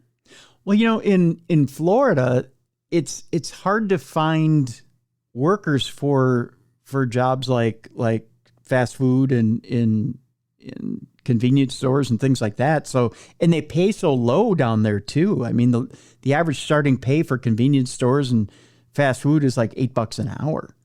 Ouch. That's barely a home wage. Yeah. You realize, of course, with all that we've been saying about Florida, that neither one of us is ever going to be able to go there and vacation under our real names. I go there like once or twice a year. Oh, good Lord. Yeah. They're going to, these people you're going to go someplace and some dumb criminal is going to come out and say, aren't you Tim Dennis? You're the one's been making them stories up, them phony news. Just pull out my iPad and show them all the stories. They're all cached. Wow. We're going to get into our food section here. I know I'm a big fan of food. I take it you are too? Well, I've eaten all my life, so yeah. I mean, who doesn't like the food? This first one has to do with, I'm sorry, what? Unless you get it from a place in Florida. Yeah. And, well, actually, they have some pretty good food in Florida. Wow. You're going to turn to one of these people. You're going to say at some point, I could make a lot more money if I just moved to Florida and start scamming people. I mean, you could be a billionaire. Of course, you'll be locked up half the time, but That's true. It's true. Al Capone spent the latter days of his life in Florida, and that the home that he had last year, which was this huge mansion, was starting to get debilitated, and they raised the house, but the property that it sat on is now for sale for $22.3 million. Just the land. Really? Yeah. Oh. I'm sorry. That's just kind of leading down a trail, but that fits in really well with our subject on today's show because we were talking about Alcatraz today. And, all right. Yeah. What's that? I didn't realize that. Yeah. And so, and we talked quite a bit about Al Capone and his time in Alcatraz today. So. Really? Yeah. Okay. So it fits in nicely. Yeah.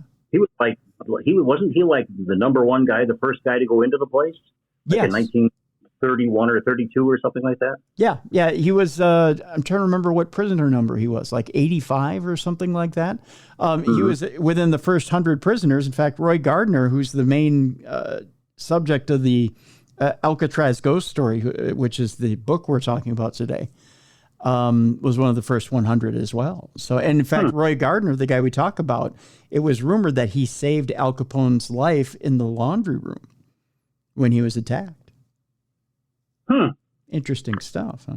Okay, side note again, there is, for kids, young people, if you go to the bookstore, to one of the chain bookstores, you can go there, and there's actually a series of books.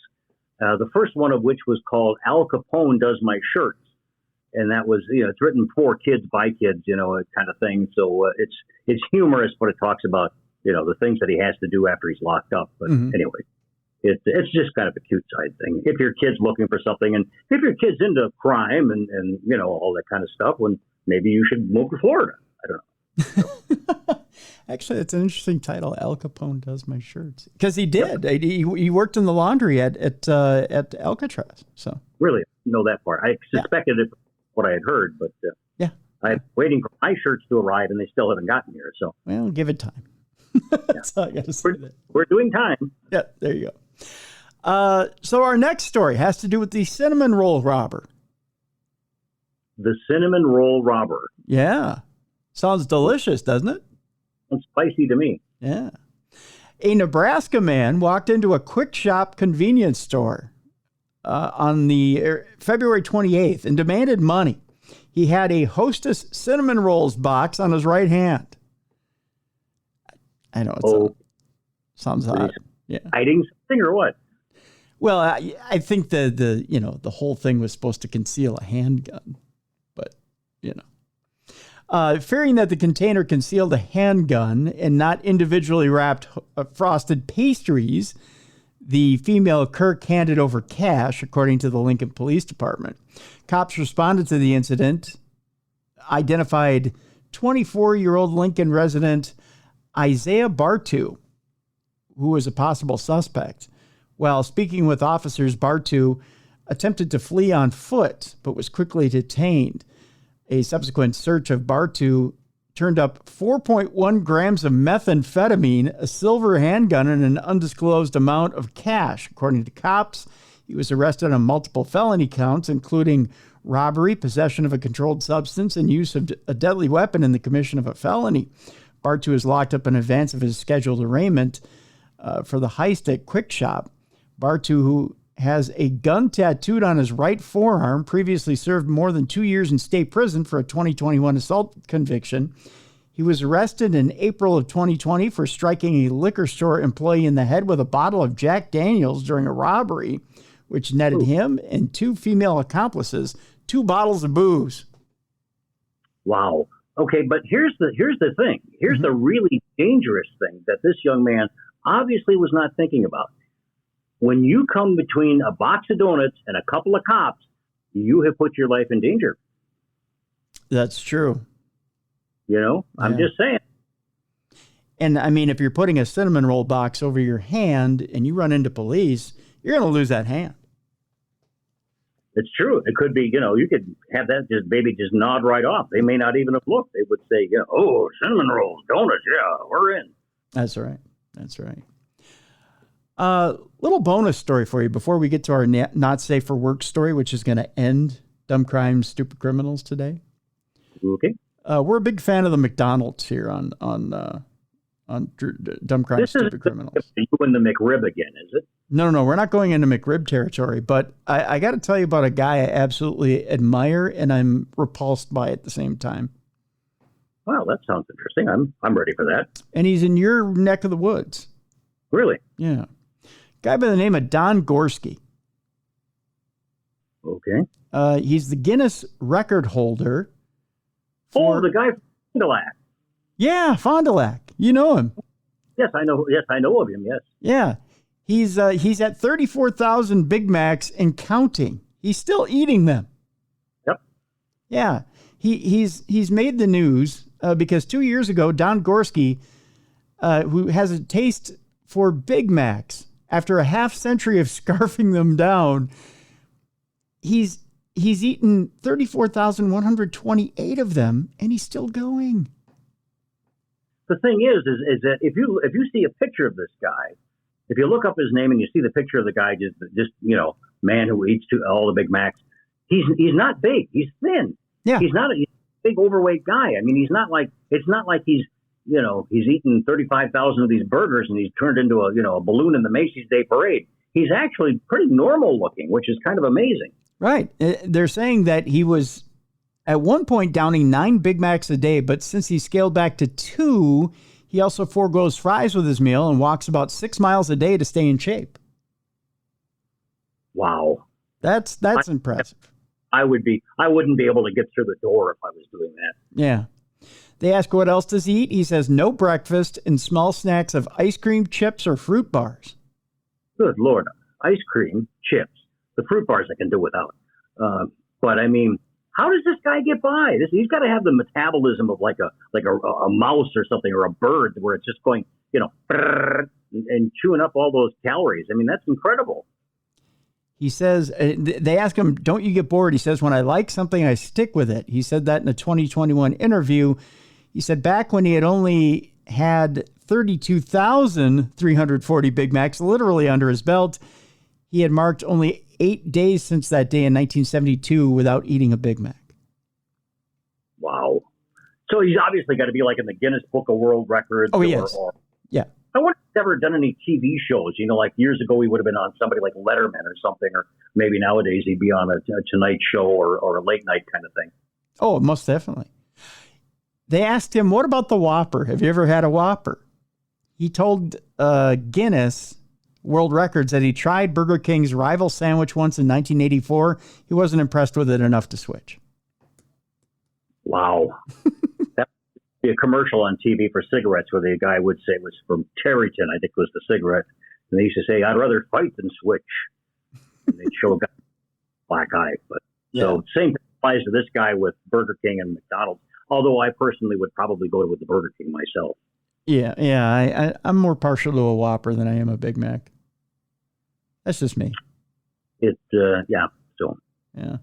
Now I'm going to be getting hungry. Yeah. I could go for some fast food right now. I'm not going to lie. And finally, he says the novelty of ingesting 2 all beef patties with special sauce, lettuce, cheese, pickles, and onions on a sesame seed bun.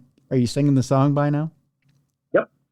Simply hasn't worn off. People who have watched me eating a Big Mac often comment that I look like I'm eating one for the very first time. He told Guinness Book of World Records, making it apparent he'll likely follow through with a pledge made in 2011 per NBC News. I plan on eating Big Macs until I die. That may be soon if he keeps up. You never know. I mean, 35,000, I'm thinking maybe he's immune, I think so too. Yeah. Wow. So people stand there and watch him eat these things? I guess, yeah. Well, what else are you going to do in Fond du Lac? I mean, come on. Well, I mean, it's there's the water and stuff like that. But it's frozen this time of the year usually, but yeah, that's true. Yeah, I mean, yeah. Everybody's got to have a hobby, and I guess if you can be famous and not go broke doing it, I wonder how much that would cost.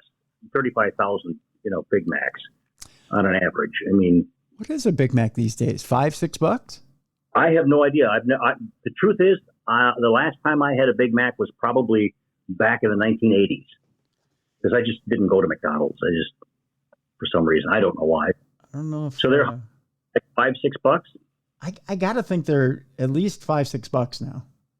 Okay, so if we do 6 times 35,000, that's $200,000. Whoo! Wow. Yeah, that's way too much money for me. Huh. Yeah. Does that say what he does for a living? I mean, does he sell drugs in Florida or what? I think so, yeah. That's exactly what he does too. But, I mean, in eating 2 a day. 2? Oh, I thought he had 1. No, 2. Eating 2 a day? Yeah. Oh, I can't imagine that. I mean, calorie-wise, so they're probably 1,200. I think they're 1,200 calories each. Yeah. Okay, so that's only 400 calories, and the average male is supposed to have between 2,000 and 2,500 calories a day. And then he's eating other things, but then he's walking 6 miles a day. So on his average overall, he's coming out fairly close. And if he has a high metabolism, I guess it can work. Listen to us. Like, this is important. This is we're wasting our time thinking about this. It's only getting me thinking about food and French fries. And people may be saying, what's this got to do with dumb crimes? Eventually, he's probably going to knock over a liquor store to get more money to or go to work at a Dunkin' Donuts and take some money. They seem to be fairly tolerant. At least that woman got $150,000. Yeah, I mean, yeah. would get through at least the end of the year, I would think. Or he'll work at a McDonald's and eventually knock it over and eat all the Big Macs you can eat. So I had a story about how McDonald's at one point back many years ago was suing. I can't remember who it was. One of the late night show programs, because they referred to low paid jobs as McJobs. Mhm. You know, who weren't being paid a lot of money, and McDonald's sued the night host. And it went nowhere. I mean, people were like, yeah, you're not going to make that change. That's a cultural thing. And the guest host, it might have been like Seth Meyers or somebody, said, look, I didn't invent this. I only, told people about it. And eventually McDonald's tried to change it and put out some nice words about their jobs. And then finally they realized, if we pay people $15 an hour or more, maybe we won't have this problem. And that's ultimately what resolved the make a job problem. But very true. Very true. We have one story left here, Bob. Just one. Just one. It is the not safe for work category of dumb crime, stupid criminals. So we would give you 5, 4, 3, 2, 1 to get the kids out of the room, to turn your listening device down if you're at work so the boss doesn't hear. And we'll set it up like this. Sometimes when you're at the gentleman's club and you're throwing cash at the young ladies, sometimes the young ladies throw the cash back at you. Oh, my. Put it that way. A strip club patron is battered with a cash stack. Okay. A female worker clobbered a man who had refused to give out tips. You got to be a gentleman. There's a reason they call it a gentleman's club. I'm going to be real careful on this one. I'm not going to get myself in trouble. Okay. About the whole tips and all that kind of stuff. And what tips was he giving? And, I'm not going to go down that road. Oh, my. You've got a mouth and a dirty brain. A strip club patron was walloped in the face with a small stack of cash, that is, by a female worker who explained to arresting officers that this is a place where money is thrown everywhere. That was a quote. Police were summoned late Tuesday night to Body Talk, a topless club in, you guessed it, we're going to Florida, Port St. Lucie to be exact, to investigate an alleged battery on a male customer. The victim, John McKelvey, told cops that he was talking to several employees of the establishment about his career. Sure, that's what he was doing. And acknowledged that what's that? Did he say what he does for a career? Evidently, it's throwing around his short stack, if you know what I mean. Awfully cheap. He must be a manager or an owner. That's right. Yeah. And acknowledged that the women were upset he had not provided them any tips. Mm-hmm. The 24-year-old McKelvey, apparently ignorant of strip joint etiquette, said that he did not see any signs stating that it was mandatory to tip. Strip club etiquette. Yeah. Kind of an anomaly or an oxymoron going on there. I didn't know there was etiquette. I mean, I don't know about those things. So, yeah. I mean, old. I wouldn't go in there. I'd probably have a heart attack and die if I did. But, And besides, I am too cheap to give away my money. It's too important to me to be just throwing it at people. I've got kids. I can throw it at them. Well, I mean, be careful how you throw it at them. You are a pervert, I'm going to tell the truth here. People, he has no clothes on today. What? He's doing this show, and he has no clothes. Put your clothes on, That Timothy. is not true. I am wearing a very expensive Adidas sweatshirt. Now, whether I have pants on, that's a whole different deal. But I'm pumped. There we go. The employees, first of all, were upset that the victim had not thrown money at them, which was a common practice at the establishment. Well, obviously it has to be dollar bills. I mean, it'd be different if he was throwing quarters or something. I mean, that would be, a physical assault. You don't throw. And they put his name out there, McKelvey. I mean, whatever it was. And he's 24 years old. It's like, wow, is that what you really want? And you're tied to your name for the rest of your life? You don't throw quarters. That hurts. Yeah, it's a good thing they don't put out $50 anymore. It'd be even more dangerous. But And definitely don't put a stack of quarters on the stage and say, would you pick these up for me without hands? That is definitely not etiquette. You're such a potty mouth. A friend of McKelvey's told police that he was drunk and had been talking about having a lot of money and not wanting to provide a tip, which apparently led to a 9 p.m. confrontation with Victoria Jones, who's all of 28 years old. Jones told sheriff's deputies that McKelvey was drunk and being rude and had been following employees from table to table, verbally insulting them. Jones, cop said she picked up a small stack of money and threw it towards the victim, who was struck in the face with the legal tender. She claimed the cash was tossed in a non-aggressive manner, adding that this is a place where money is thrown everywhere. Court records do not indicate in what capacity Jones works at Body Talk or how many singles were involved in the alleged crime. McKelvey's friend told investigators that he observed Jones take money and slap the victim with it. The club's surveillance cameras recorded Jones and McKelvey exchanging words before Jones hit the man with the cash and followed up with an open hand strike. Okay. It sounds like they were having I'm not even going to say that. That would get me in trouble too, but a foreplay type night going on there is what I'm saying. It's hit me with the cash. I find that sexy. Florida again? What's that? You said this was in Florida again? Yeah, Port St. Lucie. Somewhere somebody's doing a podcast about all Florida weird stuff. It's got to be, because it's like something always comes out of Florida. But so, like this one isn't? Well, I know it is. It qualifies. I mean, so. Police arrested Jones for battery, a misdemeanor. She was released early this week from the county jail after posting $500 bond. She's scheduled for a March 15th arraignment. Hopefully she doesn't throw cash at the judge to get out. Just saying. Might be a customer. You never know.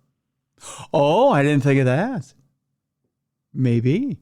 Technically not a conflict of interest because it's a business relationship. Yeah, that's true. Yeah. The rule is that you can't be anything closer than a cousin if you go into court. So, but really? Then again, I had no idea. In some states, that would be a real problem. But yeah, it's a family members and anybody closer than a cousin, and you cannot have them appear in your court. But if they bring dollars and there's entertainment, well, it's a whole new game. Oh, that's true. That is true. I had no idea that rule existed. Yeah. Really? That is interesting. Huh. I was thinking of something that had happened back in probably the mid 70s when I was a young man. And friends of mine, we all went out one night because another friend of ours was going to get married. And we went to a bar, a strip club bar, which is the last time I was in one. And it was in St. Paul. I don't know if I could say the name of it or not, if that would be. Go ahead. Go ahead. Well, it may still exist. I don't know. It probably does. If it's the one I'm thinking of, it probably does. It was a bar that was called the Pain Reliever, and it was on Payne Avenue. Mm-hmm. And we all went in there because it was his one of the stag night kind of things going on, and we didn't get into trouble overall. But one of the other guys who was part of our group was madly in love with a young lady who was an entertainer by the name of Bumpers. And he was just fascinated by her, and she had many great attributes about her.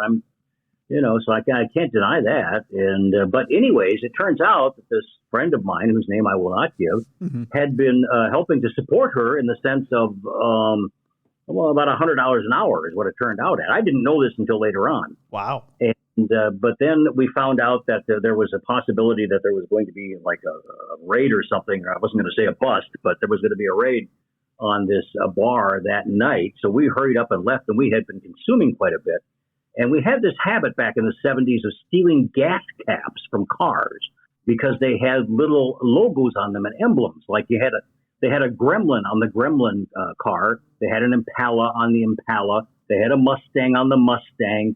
And so I think you get the drift of what I'm saying. Yeah. So we would go out and we would take and grab those off of cars and run. And as we were running back to this friend of mine's car, all of a sudden we hear a gun. Boom, boom, boom. And I mean, we are just running. We're laughing. And of course, we've had too much to drink. We jump, we get in the car. I open up the glove compartment because I'm in the passenger side, and I throw all these gas caps in there, close it, and we, be done with the night. Well, the next morning, this friend of mine, his family, which was very religious, and they were from down south, were going to go to church.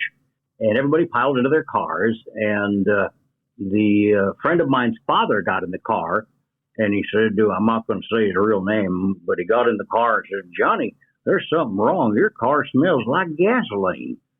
And Johnny was like, oh, it's okay, Dad. I walked in some the other night, and it's just, fumes or something. No, boy, I smell it. It's real strong. There's something wrong going on here. Smells like it's coming over here. And he opens up the glove compartment, and out follows like 500 gas caps. Oh.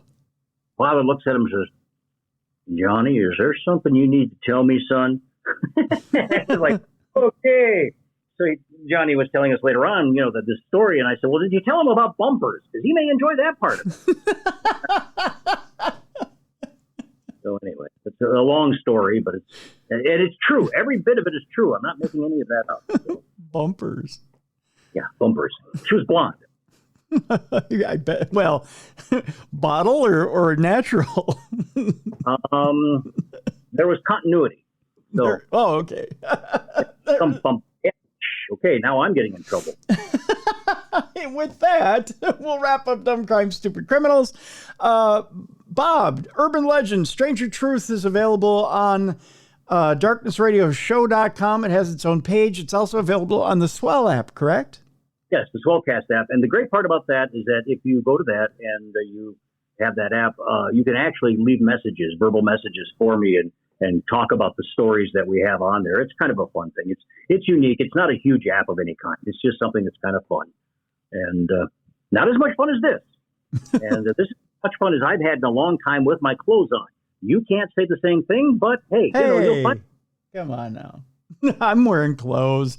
And then also the Mob and Mafia cast is available on Swellcast as well?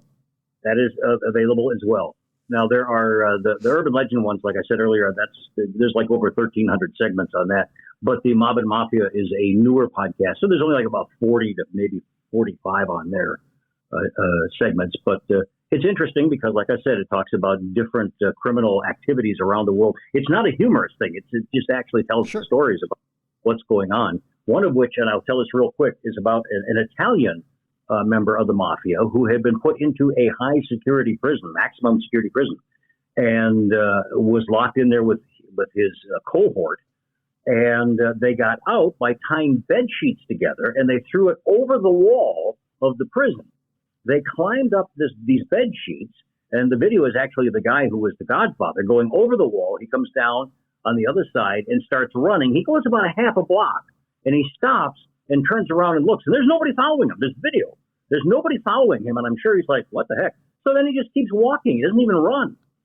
Whoa. Now, you move ahead a year or so later, and they find him. They actually arrest him in Corsica, which is an island off the Italy, the coast of Italy, with his lady friend, where they're having dinner at a nice restaurant. And he is put back in prison, but the police are like, we don't know if he's going to stay there any very long because he's very smart. It's like, no, you're very dumb. And so he is locked up again, and his cohort was later arrested he was in Paris, and he was put into a different prison this time. So anyways, it's just kind of an interesting thing. There was dumb all the way around, and there was smart. So anyway. Very interesting. Well, I tell you what, in a future episode of True Crime Tuesday here, we'll drop in an episode, with your permission, we'll drop in an episode of the Mob and Mafia podcast, so that, as you said, these are like little bite-sized 5-minute podcasts. Mm-hmm. So we'll drop in an episode within an episode of True Crime Tuesday, so people can get a taste of what it is you're doing over there, so they can rush over and check out that podcast as well. Well, I appreciate that. It, like I said, most of it is about contemporary crime and what's going on. However, I have been toying with the idea. I did some research about how Al Capone got his scars, because he was known as Scarface. Yep. I have not completed that yet. I did the research and I haven't written it yet, but that's something that I might pass along as well. Very cool. Very cool. So that'll do it today for Dumb Crime, Stupid Criminals, folks. Tomorrow on the big show, we have supernatural news, and then we got a little surprise for you on Thursday as well for our interview on Thursday. So that'll do it for today for True Crime Tuesday. Want to thank Bob for being here. Thank you so much, Bob. I would like to apologize to everybody for anything I said that may have offended you, because it was his fault. He told me to do it. It's all my fault. I'm too dumb to know better. I just do what I'm told. I'm, senior citizen. It's kind of. So thank you very much for having me on. I do appreciate it. You were totally coerced the entire time. I know. It was all my fault.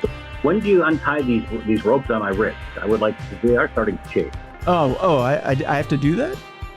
Well, yeah. Again, you're getting kind of kinky here. And put your clothes on first. Well, we'll talk about that after the show.